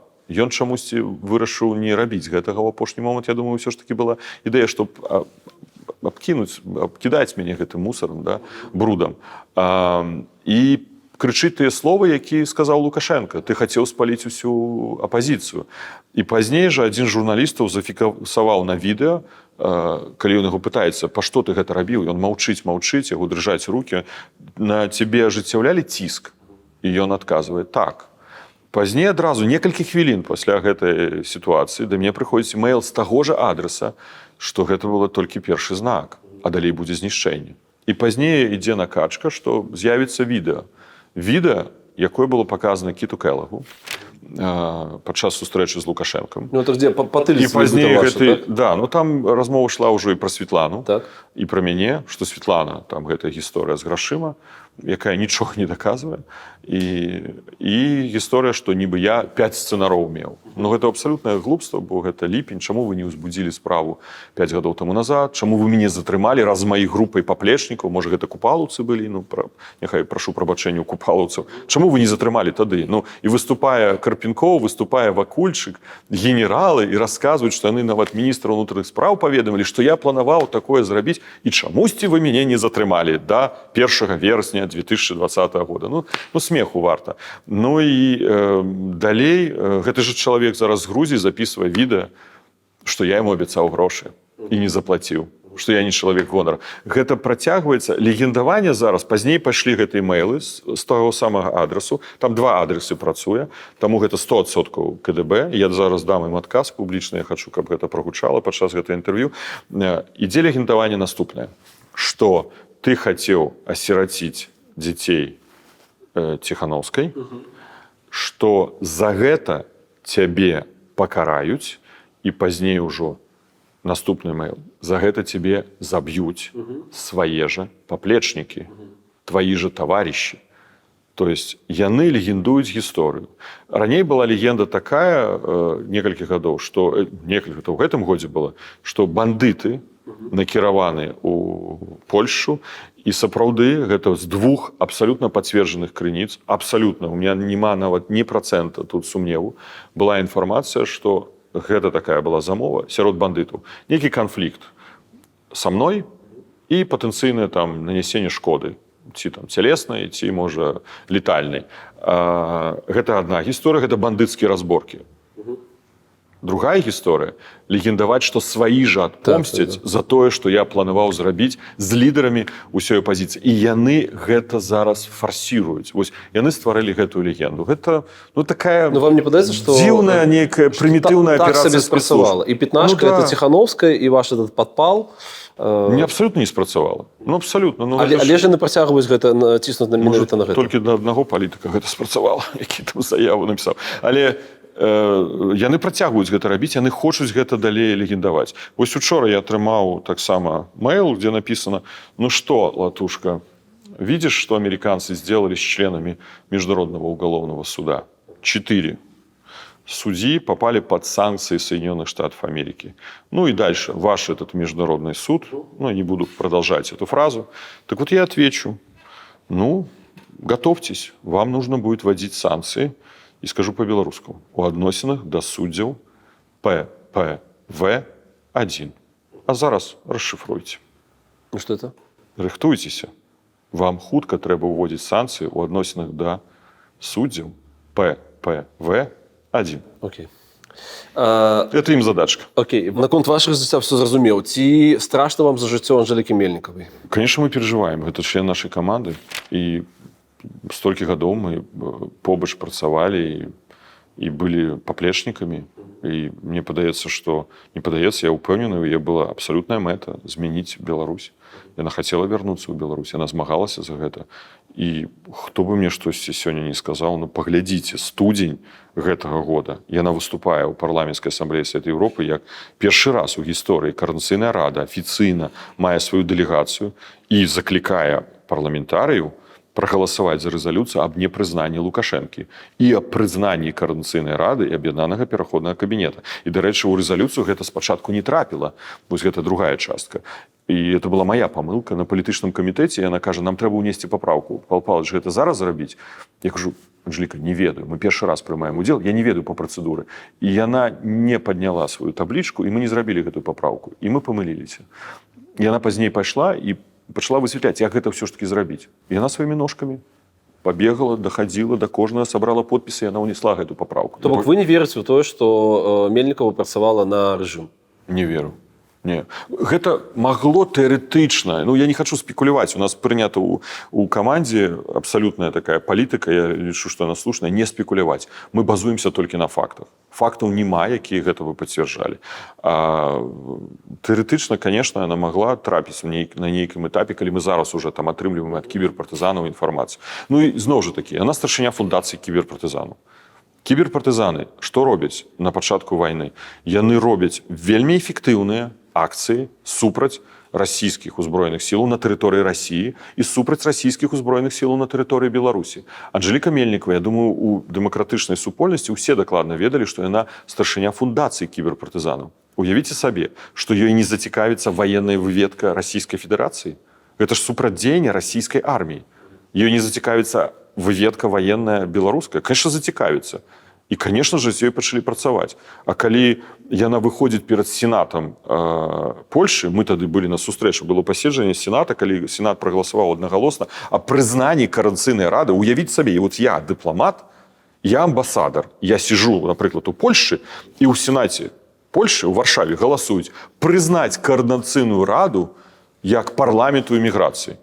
Да я адразу ў адстаўку павінен падаць. Это што? То есть палатка, Савет Рэспублікі, да пабачэння, тут ім месца няма. Прызнаюць прадстаўнічы орган, абраны беларусамі, дэмакратычны орган. Яна выходзіць з гэтай залі, мы стаім на прыступках сената, трымае рэзалюцыю, падпісаную толькі што асабіста, нам 2 экземпляры зрабіла маршалак сената, асабіста ее рукой, і Коордынацыйную раду прызналі парламентам у эміграцыі, сенат Польшы. Прекрасно. Гэта гістарычны момант. І гэты чалавек дамагаўся, яна хадзіла, не я хадзіў, я ее пазнаёміў, правда, я ее увёў, можа, у сенат, да? А пазней яна уже сустракалася. І за гэта зоркі даюць.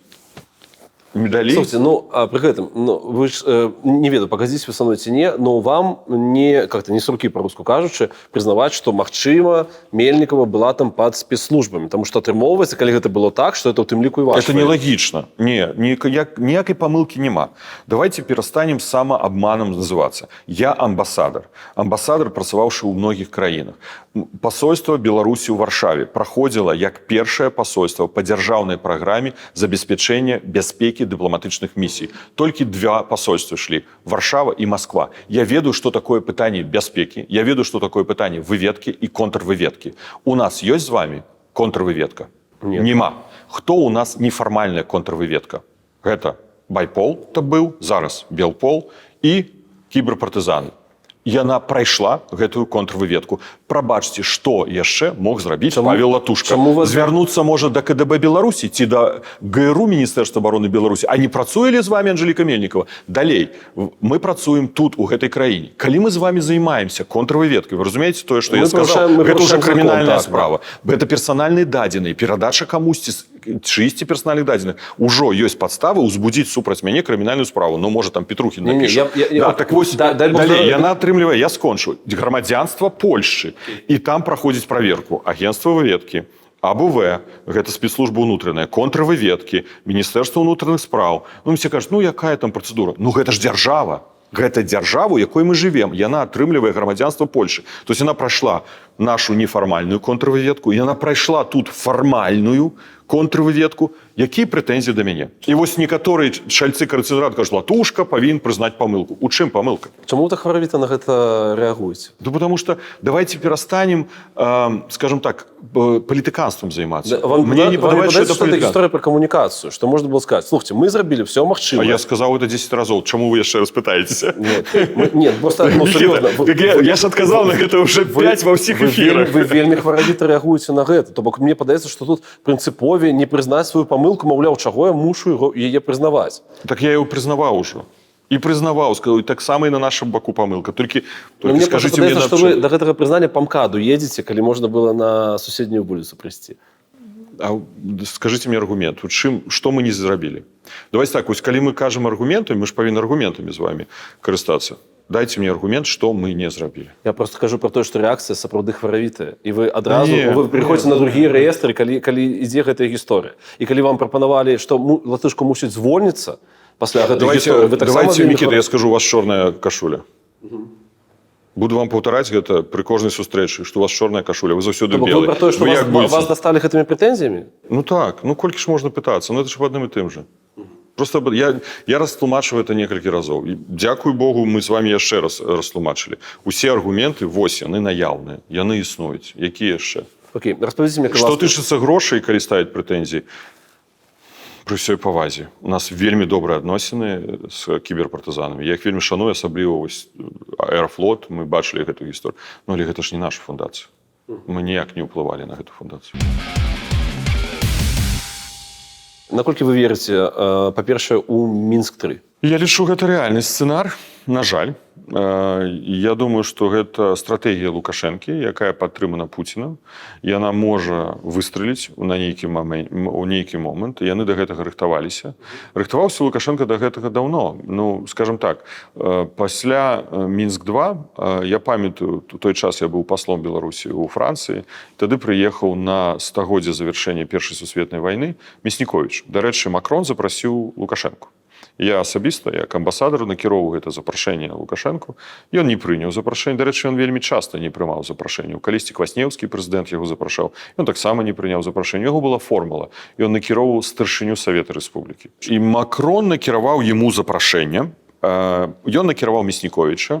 І Мясніковіч на прыёме, дзе прысутнічалі віп-асобы, перадаў гэтае запрашэнне для Трампа наведаць Беларусь. Ён скарыстаўся сувязямі праз кушнераў, бо кушнеры, род, які паходзіць з Беларусі, гэта яўрэі, якія выехалі пасля Другой сусветнай вайны.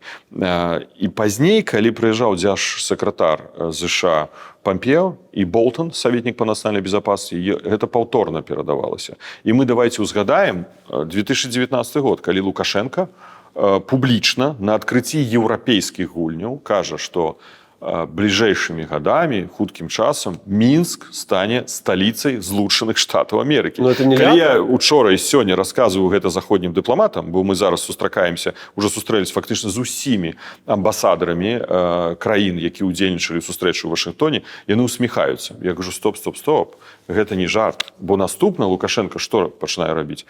Ён прымае рашэнне пабудаваць рэзідэнцыю для Трампа. Не пабудаваць, а адрэстаўраваць. Вось гэта... Давайте разбираться. По-перше, то бок вы хочете сказать, что это он не бздуру свою ляпнул в 19 году? Не, абсолютно. Ён рыхтаваўся да гэтага. Ён працаваў на гэта. Ён вельмі хацеў. Ён лічыў, што Трамп будзе перабраны на другі тэрмін, і яму атрымаецца яго запрасіць. Ён заўсёды казаў, што вырашэнне ўкраінскага крызісу, давайте узгадаем, без амерыканцаў немагчыма. Ну, это казаў Лукашенко. Я зараз не падыгрываю яму, каб зразумець. Але гэта было ў пабліке, я памятаю, тады дыпламатам быў, і гэты нават тэзіс нам даводзіўся як амбасадарам, што вось тут ніколі не ўдасца Еўропе вырашыць без ЗША. І вось Лукашенко гэта кажа. І гэта яго была стратэгія. Ён разумеў, што, магчыма, Трамп можа і прыняць яго запрашэнне. Трампа не выбіраюць. Метафора для гэтага сігнала, гэта хрувасткая. Мінск, сталіца ЗША. Вы разумееце з Лукашенко на беларускую мову? Што это означае? То означае, што прэзідэнт ЗША прыедзе і будзе там знаходзіцца. Яшчэ хтосьці казаў такую версію, што калі бы Трамп не абраўся другі раз на прэзідэнта, магчыма, маглі бы быць пратэсты ў ЗША. І гэта магло бы справакаваць крытычную сітуацыю. Нават такая версія далятала до нас, што Трамп мог шукаць месца, дзе бы яму знаходзіцца. І нібы Лукашенко марыў, што ён прапануе Беларусь яму як месца, дзе ён можа адчуваць сябе ў бяспецы. Памятаем крымінальныя справы адносна да Трампа? І вось такая інфармацыя нават прылетала. Ну, ўсё гэта выдаецца нейкая байка. Да? Вось просто байка. Лукашенко кажа, усе усміхаюцца. Якая сталіца США? Мінск. Але што адбываецца далей? Ён дае загад на вуліцы Камуністычнай 15, Белпол, да? Раскапаў гэтую рэзідэнцыю, мы бачым. Душ впечатлення, што такое? Да, і вось, і пачынаюць прылетаць інсайды, што менавіта гэтая рэзідэнцыя падрыхтавана пад візіт прэзідэнта Злучаных Штатаў Амерыкі. Што там стандарты бяспекі, нават такія, якія патрабуюць служба бяспекі, Secret Service, прэзідэнта Злучаных Штатаў Амерыкі.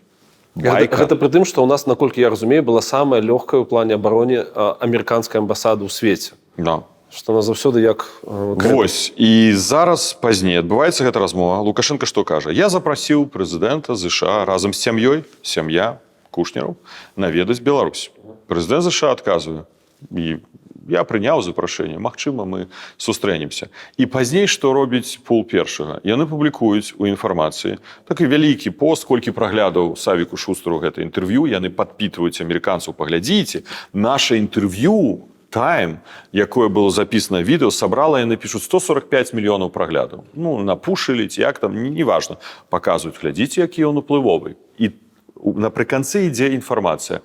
І Мінск станет столицей Соединенных Штатов Америки. И дальше с президентом Беларуси. Зноў паўтор гэтага пасыла. І як развіваецца сітуацыя? Лукашенко, а пазней Эйсмонт выходзіць. Вось даслоўна некалькі дзён таму назад Эйсмонт выходзіць, што так, мы і напрошваемся, але мы гатовы прыняць перамовы ў Мінску. Чаму гэта выгадна Лукашенку? Ну, мы разумеем. Лукашенко скарыстаецца, калі, не дай бог, гэта атрымаецца, з гэтай сітуацыі, каб падняць сваю суб'ектнасць, адмазаць свой брудны імідж, ну, хоць часткова гэты бруд неяк змазаць. Ён рукапажатным становіцца, яго прызнаюць, хто прыязджае, ну, так скажем, де-факто. Не де-юра, а де-факто. Ну, прыедуць, руку паціснуць. Ён герой, ён пераможца. Ён таксама марыць, што гэта дазволіць яму пазбегнуць крымінальнай адказнасці за злачынства, звязанае з вывозам украінскіх дзяцей, за акт агрэсіі і за злачынства супраць беларускага народу, злачынства супраць чалавечнасці. Вось. Для Пуціна чаму гэта выгадна? Бо Мінск-3, лагічна, тэрыторыю Беларусі, на жаль, на наш вялікі жаль, ён успрымае як частку Расійскай Федэрацыі. Ну, як дамоў з'ездзіць, да? Пусть не частку, ну, дамоў з'ездзіць. Там знаходзіцца расійская армія, там знаходзіцца супрацьпаветраная абарона Расійскай Федэрацыі. Чаму ён ляцеў на Аляску? Ведаеце чаму? Чаму? Таму што над Расіяй. Контроль бяспекі. Самалёт Пуціна быў пад поўным кантролем супрацьпаветранай абароны Расіі. Гэта тэрыторыя Расійскай Федэрацыі. Там не можа практычна нічога адбыцца. І тое самае ён ляціць у Беларусь. Гэта кантралюемая тэрыторыя праз расійскія супрацьпаветраныя сілы, авіяцыю, ўсё што заўгодна. Гэта там стаяць расійскія ж самалёты на тэрыторыі Беларусі. Мы ж з вамі ведаем, да? І плюс крымінальны суд, ордер. Зараз дыскусія ідзе. Які сталіцы называюцца? Швейцарія, Женева, там, да? Венгрія, да. Венгрія, Будапешт, пазней, што там яшчэ называлася? У нас Рым, напрыклад, да? Рымскі статут, і ў Рыме адбудзецца сустрэча. Ну, гэта ж здзек з міжнароднага права. Я нават швейцарцаў не разумею. Прабачце, мы кажам, што агрэсія – гэта парушэнне міжнароднага права, так? І за гэта увесь свет стаіць, што Расія сумесна з Лукашэнкам здзяйсніла акт агрэсіі і здзяйсняе надалей. І гэта вельмі моцнае, бруднае парушэнне міжнароднага права. А тут кажа Швейцарыя, ну не, мы зробім выключэнне. Мы члены міжнароднага крымінальнага суда, ну дзеля мірных перамоваў. Окей, ну нельга рабіць выключэннем. Альбо мы стаім на прынцыпах, альбо мы робім выключэнне. Вось вы адзін раз зрабілі выключэнне і пайшло. Значыцца, тут ён не дзейнічае ордер міжнароднага крымінальнага суда.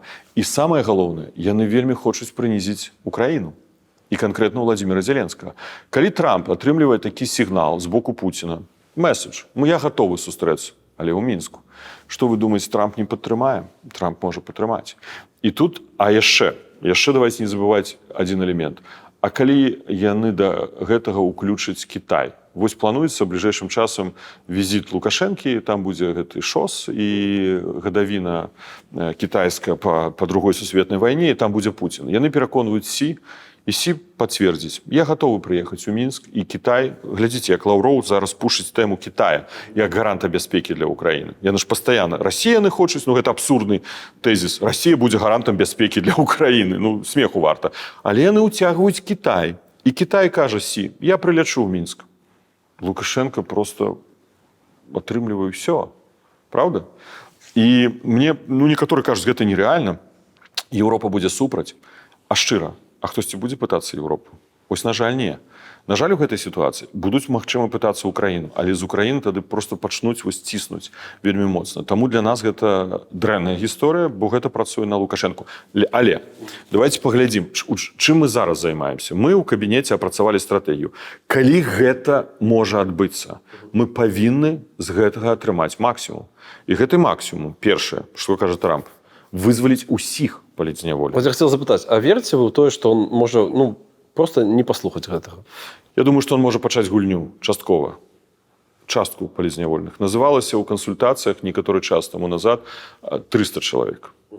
Зараз сам Трамп, наколькі я разумею, падняў гэтыя стаўкі і правильно зрабіў. Ён слушна зрабіў. Нам з маральнага пункту гледжання не падабаецца, як ён называе Лукашенку. І, конечно, для нас гэта непрымальна. Я спадзяюся, для гледачоў таксама. Там шаноўны, там гэта все прэзідэнт, там, да, моцны лідар. Гэта все, конечно, непрымальна, але для нас абсолютно прымальна і важна, што ён ставіць Лукашенку у кут. Ён раз сказаў пра 1300, ён другі раз сказаў 1300, ён што, трэці раз павінен сказаць? Ну, Трамп не палітык, якога цяжка прадказаць. Але мяч на баку Лукашэнкі. Калі Лукашенко зараз адкіне мяч на бок Трампа, то наступны раз Трамп можа забіць у яго вароты. А як ён заб'е? Мы не ведаем, мы не будзем прагназаваць, але гэта можа быць моцны удар. Усё, што адбываецца зараз у свеце, у вас атрымалася чарговая нагода, как бы апнуць свайго даўняга сябра Максіма Ражынкова. Калі вы сказалі, што калі Коул тэлефанаваў, там не было ніякага міністра знешніх, міжнародных спраў, замежных спраў, дзякуй, замежных спраў, а быў Рыбакоў. Чаму гэта кепска для Ражынкова? Слухайце, ну гэта найбольш важныя на сённяшні дзень для рэжыма Лукашэнкі перамовы. Гэта стратэгія выхаду з-пад ізаляцыі, выхаду з-пад адказнасці, спроба ўратаваць эканоміку, якая падае. Апошнія дадзеныя яны, дарэчы, гэта дэманструюць, чаму Лукашенко так актывізаваўся. Гэта перадусім эканамічныя прычыны. І вельмі цяжкая сітуацыя ў эканоміцы.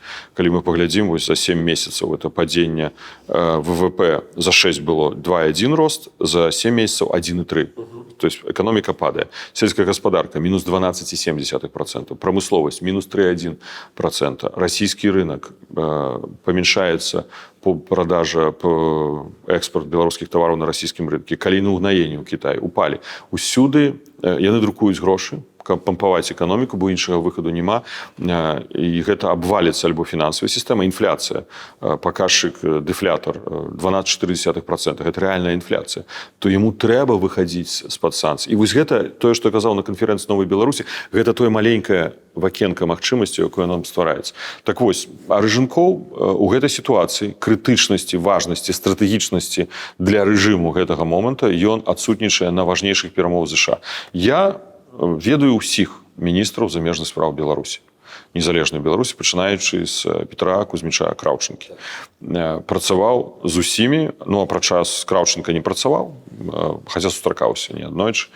Розныя супярэчлівыя былі сустрэчы, але на мой пункт гледжання гэта не пытанне пнуць. Ну, уявіце сабе, ідуць перамовы ў Мінску, прыехаў спецыяльны пасланнік прэзідэнта Злучаных Штатаў Амерыкі Кіт Келлах па справах вайны і міру ва Ўкраіне. Украіна суседняя для Беларусі дзяржава. Беларусь з'яўляецца з пункту гледжання Ражынкова, гэта ведае дакладна, агрэсарам у гэтай вайне, бо прадставіла тэрыторыю. Выклік велічэзны. І перамовы вядзе, прысутнічае на перамовах Валентин Рыбакоў, а міністр замежных спраў у гэты час прадае трактары ў Нігерыі. Ну, прабачце, гэта ж яго статус. А давайте паглядзім, як адбываўся прыём у пасольстве Расіі у Мінску на дзень Расіі, іх называецца, да, 12 чэрвеня. Знайдзіце гэты здымак у інтэрнэце, вось гледачы, хто цікавіцца. Там на гэтым здымку стаіць Грызлоў, выступае свае прамовы як амбасадар, а дзе стаіць Ражынкоў? Ражынкоў стаіць нават не першы рад, нават не другі, там сярод людзей стаіць. Я, як амбасадар, скажу так, калі на прыём прыходзіць міністр замежных спраў, і ён стаіць па правую руку амбасадара, гэта самы галоўны госць, бо пасольства для пасольства, галоўны кантакт – это міністэрства замежных спраў. Хто можа быць вышэй міністра замежных спраў? Толькі, прэм'ер, прэзідэнт. А тут міністр замежных спраў прысутнічае, і ён стаіць сярод людзей, яго нават не запрашаюць у першы рад. Гэта паказвае таксама, як на яго глядзяць і расіяне. Яго статус, вельмі слабы, яго роля вельмі малая і ўвогуле ў знешняй палітыцы. Якія поспехі ён дасягнуў? Лукашенко патрабуе экспарту, экспорт падае. Лукашенко патрабуе інвестыцый, інвестыцыі выходзяць з Беларусі, але не прыходзяць у Беларусь. Лукашенко патрабаваў прарыву на еўрапейскім накірунку, і ён сапсаваў адносіны з Літвой, які, памятаеце яго артыкул перад выбарамі ў Літве, вельмі такі крытычны напад фактычна быў на Літву. Тое самае з Польшай. Ён такі рускі прапагандыст, ён стаў прапагандыстам. І вы назвалі его міністр паклонаў Крамлю. Да, ён такі Геббельс у рэжыме Лукашенко стаў. І гэта не пытанне яго крытыкаваць, гэта рэальнасць. Правда. У меня не шукаеце тут нейкіх асабістых прычынаў. Хто не згодны, няхай мне прывядзе аргументы, чаму мы павінны лічыць, што Рыжынкоў гэта сапраўды выбітны на сённяшні дзень беларускі дыпламат, нават у інтарэсах рэжыма. Нават, давайте падумаем, з пункту гледжання рэжыма. Давер Лукашэнкі да Рыжынкова вельмі слабы. Пры гэтым вы адзначалі, у вас быў ролик, дзе вы разганялі думку пра тое, што Рыжынкоў спрабуе весці сваю гульню і спрабуе спадабацца Расіі. Конечно. Дзеля чаго? Он настолькі Лукашэнкі не баіцца. Рыжынкоў марыў быць прэзідэнтам Беларусі. Гэта яго мара. Я не ведаю на сённяшні дзень, ці ён адмовіўся ад гэтай мары, але это яго было жаданне. Яго вельмі моцная, крытычная ацэнка дыктатара. Это той чалавек, які, калі б яго на дэтэктар лжы правесці, там будуць праблемы. Велічэзныя праблемы з Рыжынковым. А вы маглі б скласці рэйтынг людзей, які больш за ўсё у атачэнні Лукашэнкі яго не любяць? На сённяшні дзень? Не, я так не гатовы даваць. Рыжынков быў бы там дзе, у топе? Я думаю, зноў ж такі, яны ўсе вонкава будуць паказваць любоў і падданасць, рабіць усё, што ён загадае. Рыжынкоў, конечно, робіць у адносінах да Расійскай Федэрацыі зараз, як бы ён перакладае мосцік на будучыню. Ён разумее, што Лукашенко са здароўем горш сітуацыя, што калісьці наступіць гэты пераходны перыяд альбо транзітны перыяд, на каго трэба ставіць? Трэба ставіць на Маскву. Вось ён і ставіць на Маскву. І ён спрабуе там атрымаць падтрымку, бо лічыць, што Расія будзе вырашаць, хто будзе кіраваць Беларусю ў будучым. Дадуць яму такую магчымасць, альбо ўсё роўна, ён жа быў добры для Расіі. Паглядзіце, што зрабіў Версоцкі, мэр Ліды, якога я вельмі добра ведаю. Калісьці я працаваў міністрам культуры, он быў начальнік управлення культуры Гродзенскага аблвыканкама. Вось у меня пытанне да КДБ. Пытанне да КДБ. Вы змагаецеся з намі, за пазіцыі, хаця мы прадстаўляем большасць. Мы разумеем, што большасць беларусаў не хоча Лукашэнкі. Не хоча. Вы ж прызнаецеся, КДБісты. Вы ж ведаеце гэта, бо сацыялогія гэта вам кажа. І вы змагаецеся з намі, а можа, задумайцеся, колькі у вас прадстаўнікоў пятай калоны прарасійскай рускага міра сядзіць у сістэме ўлады. Вось выходзіць Версоцкі, мэр Ліды, 100-тысячнага горада, беларускага горада, там Лідскі замак, там ввогуле, якое грамадства, правда? Гродзенская вобласць. Там кеды і квас. Так вось, і кажа, у маім сэрцы заўсёды была Расія. Прабачце, што? Это дзяржаўны чыноўнік, які прызначаны Лукашэнкам на такую пасаду? І вы на гэта не рэагуеце, альбо ён таксама спрабуе сабе нейкім чынам пракласці мосцік у будучыню, у Расію, альбо чалавек так забяспечыць нейкія свае рызыкі. Бо можа на яго штосьці назбіралі. Я ведаю дакладна, што калі пасля 2020 года ён вельмі станоўча рэагаваў на мой крок, калі я зышоў з пасады дырэктара. Мне звольнілі, я не зышоў. Звольнілі з пасады дырэктара Нацыянальнага тэатра Янкі Купалы. Ён вельмі гэта падтрымліваў. Зараз у яго ў сэрцы Расія. Гэта быў, большасць начальнікаў управлення культуры абласцей размаўлялі па-беларуску. Большасць, абсалютна. Ён быў сярод тых, які заўсёды размаўляў па-беларуску. І ў прыватнай жыцці, і ў службовым, і выступаючы публічна. Ён заўсёды быў за беларускай мову. А зараз сэрцы Расія. Я не хачу яму сапсаваць, можа ён сапраўды такі шчыры беларус просто хаваецца зараз за любоўю да Расіі. Але пытанне да КДБ. Ну што, вось такіх павылазіць вам столькі людзей, вы на гэта глядзіце. А вы вядзіце барацьбу з тымі, хто за дзяржаву, хто за на беларускую дзяржаву, каб яна была суверэнная і незалежная.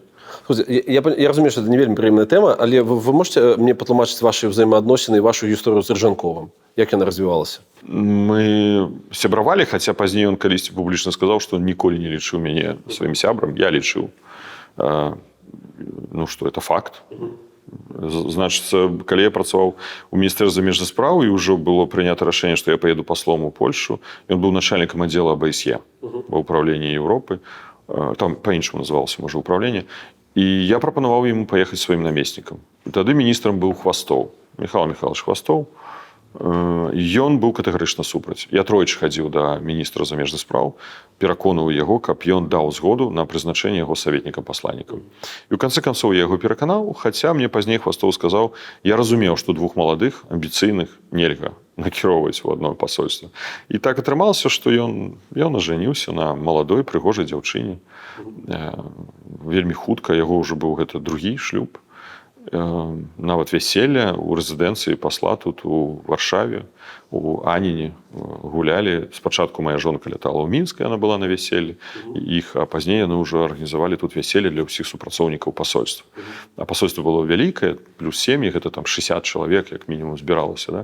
Вось, усё станоўча, мы сем'ямі ездзілі дзесьці за горад, прыходзілі адзін да аднаго ў госці, ну, хутчэй яны да мяне, бо магчымасці ў амбасадара большыя, лепшыя. Да? Вось. Ну, нейкі момант здаралася, то здаралася. Ну, жонка выбрала яго, пры тым, што ён быў яшчэ на той час жанаты. Так, А пазней ён пачаў за гэта помсціць.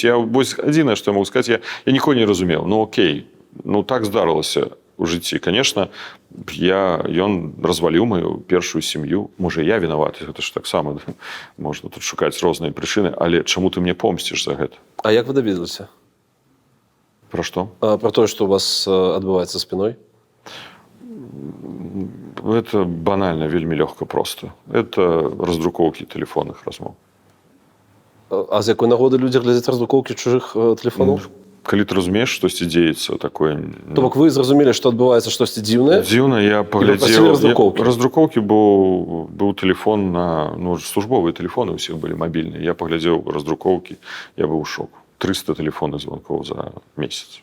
І што? І вы ідзеце да жонкі, как бы патлумач мне ці як? Не хачу, можа, пра гэта гаварыць. Ну, наколькі... Няхай гэта застанецца ўжо ў нашай сямейнай, ці былой сямейнай, ці маёй сённяшняй гісторыі. Тэхнічна, наколькі гэта было балюча? Это было вельмі балюча. Вельмі. Я это моцна перажываў. Я скажу так, што меня ўратавала дачка. Я ёй за гэта ўдзячны. Удзячны таму, што яна выбрала мяне. Я не прымушаў яе. Яна прыехала. Спачатку жонка з'ехала разам з Янай і была там. Ну, я разумею, што яна была маленькая, ей было 8 гадоў, ей было цяжка гэта вытрымліваць. І яна прыехала на канікулы летнія. Канікулы прабыла са мной. Мы шмат ездзілі, я актыўны чалавек, я шмат ездзіў па Польшы, розныя мерапрыемствы, асабліва да беларусаў, на Беласточчыну, там жа фестывалі, мерапрыемствы, культурныя ладзяцца, адукацыйныя. Ну і пазней уже час ёй вяртацца ў школу, і яна проста пачынае плакаць, і я не паеду. Там быў трошкі такая цяжкая сітуацыя.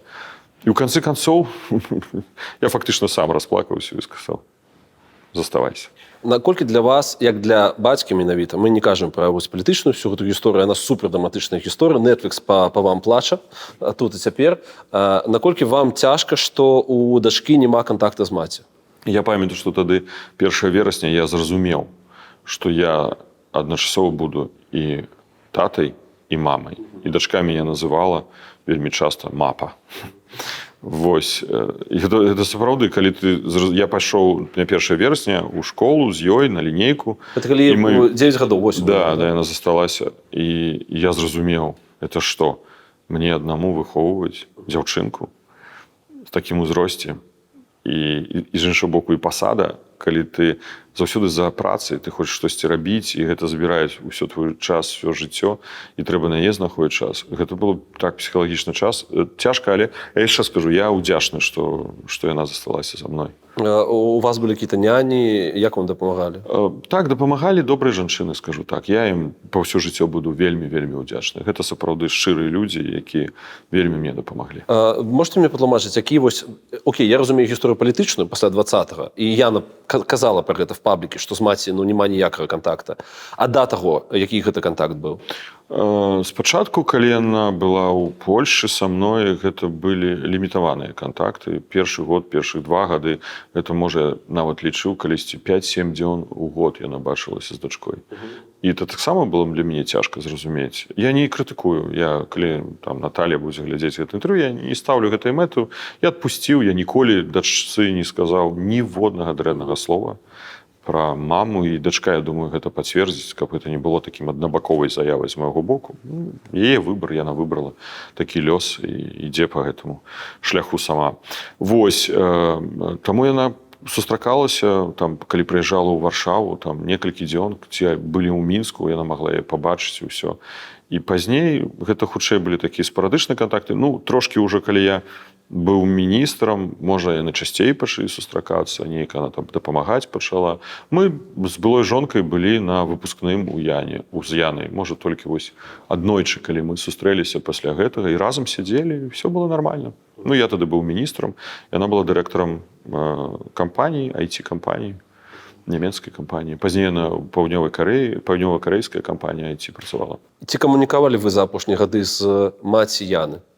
Не, які сэнс? Я скажу так, што яна не камунікуе з Янай, што для мяне не зразумела, а я паспрабую растлумачыць гэта так проста па-чалавечаму, каб мы зразумелі. Вось яны кажуць, мы знаходзімся пад дыктатам Захада, мы тут на штурку там нейкім, гэтак далей. А яны жывуць у свабоднай Беларусі. Вось для нас няма ніякай праблемы, для мяне, скантактавацца з Рыжынковым ці з ёй. Я нават пісаў Рыжынкову некалькі год таму назад, да? Тут уже адсюль з Варшавы. Патлумачце. Да, можа пазней. Але яны баяцца, разумееце? Для іх праблема кантактавацца з намі. Так хто свабодны чалавек? Я лічу, і моя дачка, мы свабодныя людзі. Для нас гэта не з'яўляецца праблемай. А для вас праблема, чаму вы баіцеся? Баіцеся гэта контакта, бо за гэта вас што могуць пакараць? Як можна адмовіцца ад контакта з блізкім чалавекам? Дачка ці сын там? Ну это же... Пра што вы пісалі Рыжынкову? Пра палітзняволеных. Приблизно які тэкст? Просто вы, ну, не ведаю, это мессенджер, так? Што вы хочаце? Это мессенджер. Да. И у вас просто есть контакт, да. Нам просто вы телефон, и вы пишете: Максим, как там по тексту? Есть какой-то протокол, коли ты пишешь такие? Ну, я не буду так уже дословно узгадывать, як я написал. Я спытался, что вы хотите. За палізнявольных? Да. А яны ничего не сказали? Я не отказал. Слушайте, чисто... Дачка камунікавала, дачка... Ну, это уже можна гісторыя, это ж не апошніх, нават ён тады быў першы намеснік кіраўніка адміністрацыі, уплывовая асоба, ён жа быў куратарам міністэрства замежных спраў. За гэта ў іх, дарэчы, быў такі працяглы доўгі канфлікт, вельмі моцны канфлікт з Макеем. І яна камунікавала з ім, і, дарэчы, ён спрабаваў яе пераканаць у памылковасці рашэння, што яна пад маім уплывам, а дачка і лічыў, што яна вядзе корэспандэнцыю, што я дыктую смс-ки. Ну, это была абсолютная хлусня. Мне пазней дачка показала гэтую перапіску, і яна вельмі абражалася, што чаму ён лічыць, тата, што я не маю сваёй думкі, свой пункт гледжання, што я не магу напісаць яму тое, што думаю. Ну, моя дачка даволі рэзка яму пісала, скажу так, вельмі рэзка.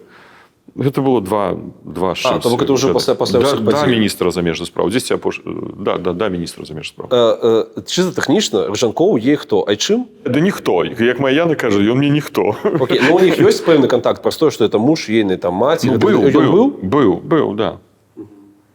А зараз няма нават віншавання на дзень народзінаў для дачкі. Наколькі вы самотны чалавек? Я вельмі паглыблены ў працу. Тому я не самотный. Это, на жаль, это может дрянно, это все мое житё. 24/7. Про что вы, какая у вас саморефлексия, когда вы домой приезжаете, там, не ведаю, что поесть, поспать и... Не, я мало сплю. Это проблема. Мало и не поспеваю адпачываць. Не хапае просто часу на гэта. Да нават і ў ежы я не ловлю нейкіх таких пазітыўных момантаў. Конечно, калі я быў амбасадарам, званыя обеды, да, ці вячэры. Ну, гэта быў такі элемент рытуала. Шмат чаго можна ўзгадаць. Можа, мне нават гэтага не хапае, таму што я люблю запрашаць гасцей. Я вельмі люблю гасцей. У мяне тут у рэзідэнцыі альбо ў Ждановічку, у маім доме, вельмі часта было шмат гасцей. Па 50, па 60 чалавек. Я вельмі люблю і сяброў, і каб на гітары пайгралі, каб была такая пазітыўная атмасфера. Я, напрыклад, як міністр культуры пачаў запрашаць дзечую культуру да сябе домой, каб размаўляць пра тыя праблемы, што іх непакоіць, што іх хвалююць. Ну, неяк так падтрымка. Я памятаю, што мастакі вельмі запрашалі ў майстэрні. Тады, вы памяці, Машэраў пабудаваў гэтыя майстэрні, да, у Мінску. І ў нас нават была такая правіла з памочнікам, што калі ў мяне свабодны вечар, я ніколі не ехаў дамоў пасля 6 гадзін. Я ехаў у майстэрню да мастака. Для мастака гэта было важна. Просто, ну, прабачце, тут, можа, пра пасаду, прабачце яшчэ раз, но міністр культуры ж прыехаў, ён зацікавіўся. І для чалавека гэта важна. Што вы дома робіце? Як вы час бавіце? Я не бавлю, у мяне няма часу, каб бавіць. Гэта хутчэй поток інфармацыі. Поток інфармацыі учора да паловы першай я рыхтаваў ліст, ну, он павінен быць фармальны, гэта рэдка бывае, да Светланы Ціхановскай, які датычыць стварэння міжміністэрскай рабочай групы па пытаннях беларусаў у Польшы. І вось тое, што нам удалося як бы дамовіцца з палякамі. Я спадзяюся, што гэта адбудзецца. 12 верасня адбудзецца першае пасяджэнне, у якім будуць прымаць удзел прадстаўнікі розных міністэрстваў Польшы, ад пытанняў культуры да пытанняў консульскіх і адукацыі і гэтак далей, дзе мы зможам камунікаваць і разглядаць праблемныя пытанні. Вось я даваў поўны расклад, пункт гледжання парадку дня, як да гэтага падысці, падрыхтавацца, каб гэта дало эфект. Ці ёсць у вас асабістае жыццё, у сэнсе рамантычныя стасункі? Давайте ставім гэта ў рэкорд, это не маё прыватнае жыццё. Ага. Ці гэта важна для вас? Безумоўна. Колькі чакаць? Гэта пытанне мы ставілі ў 2020-2021 шмат разоў, і мы все памыліліся. Окей, вы выкарыстоўваеце, у тым ліку, калі вы давалі адлуп сваім ворагам... Мы дажывем. Я перакананы, мы дажывем. Окей, калі вы давалі адлуп сваім ворагам, вы сказалі, што калі вы не гатовы да марафону, да свідос. Мы на якім кіламетры? Ну, это ж паўтор першага пытання. Ведаць, калі я працаваў прэс-сакратаром, наступнае пытанне. Это самае, калі не можаш адказаць. Што рабіць, калі чаканне дастала? Чаканне дастала? Ну, калі ты чакаеш, ну, так што рабіць? Працаваць, змагацца. Калісьці ставіць пытанне, што я магу зрабіць для таго, каб змянілася сітуацыя. Столькі ініцыятыў. Заўтра я паеду ў летнік для дзяцей палітзняволеных. Гэта арганізаваў кабінет Вольга Зазулінская. Я трошкі таксама дапамог і фінансава, і запрасіў туды дэпутатку польскага сейма. Мы паедзем разам і паспрабуем зрабіць свята для гэтых дзетак. Кожны можа зрабіць маленькую рэч. Не абавязкова такое свята, да, бо гэта можа арганізацыйна складана, фінансава нерэальна. Але столькі ініцыятыў, выбірай на свой густ. Чэсныя людзі, Белпол, НАУ, юрысты, займайся пытаннямі, там, не ведаю, інфармацыйнай працы. Просто записывай відэо, перадавай у Беларусь, каб Беларусі глядзелі. Бачыць Бог я не хацеў. Я зачапіў апошняе пытанне, зачапіў за слово фінансава. Мы 4 гады назад таму з вами размаўлялі, і вы сказалі, што часткова фінансуеце НАУ самастойна. Так, это было. Колькі сваіх сродкаў вы накіравалі ў палітыку? За апошні год прыблізна 100 000 злотых. Гэта, ну, якая-то сума, можам пералічыць больш. 25 прыблізна тысяч даляраў. Ну, трошкі менш, да. Трошкі менш. Тады гэта была прыблізна такая ж сума. Ну, то бок я зарабляў вельмі добра як амбасадар. То бок за 5 гадоў колькі вы інвеставалі у... Слухайце, ну я так не лічыў. Я не буду сумаваць гэтыя сродкі. Так што не буду сумаваць. Ну, то бок гэта што? Гэта тое, што вы назапасілі, пакуль працавалі на пасадах? У тым ліку так. Ага. Шмат яшчэ засталося? Трошкі засталося. Ну, не, хутчэй не, чым так. Мы не паспелі пра гэта паразмаўляць у кадры, але у Пал Палыча Латушкі і ягонай каманды ёсць вялікі, буйны і цікавы канал. Калі вам бяспечна, калі ласка, падпішыцца на яго. Ну і, канешне, калі вам бяспечна, падпішыцца, калі ласка, на нас і на наш сайт проект, які называецца «Загляне сонца». Ну і там яшчэ ёсць магчымасць донатаў, будзем таксама вельмі і вельмі удзячны. Слава Украіне, жыве Беларусь, разыходзімся.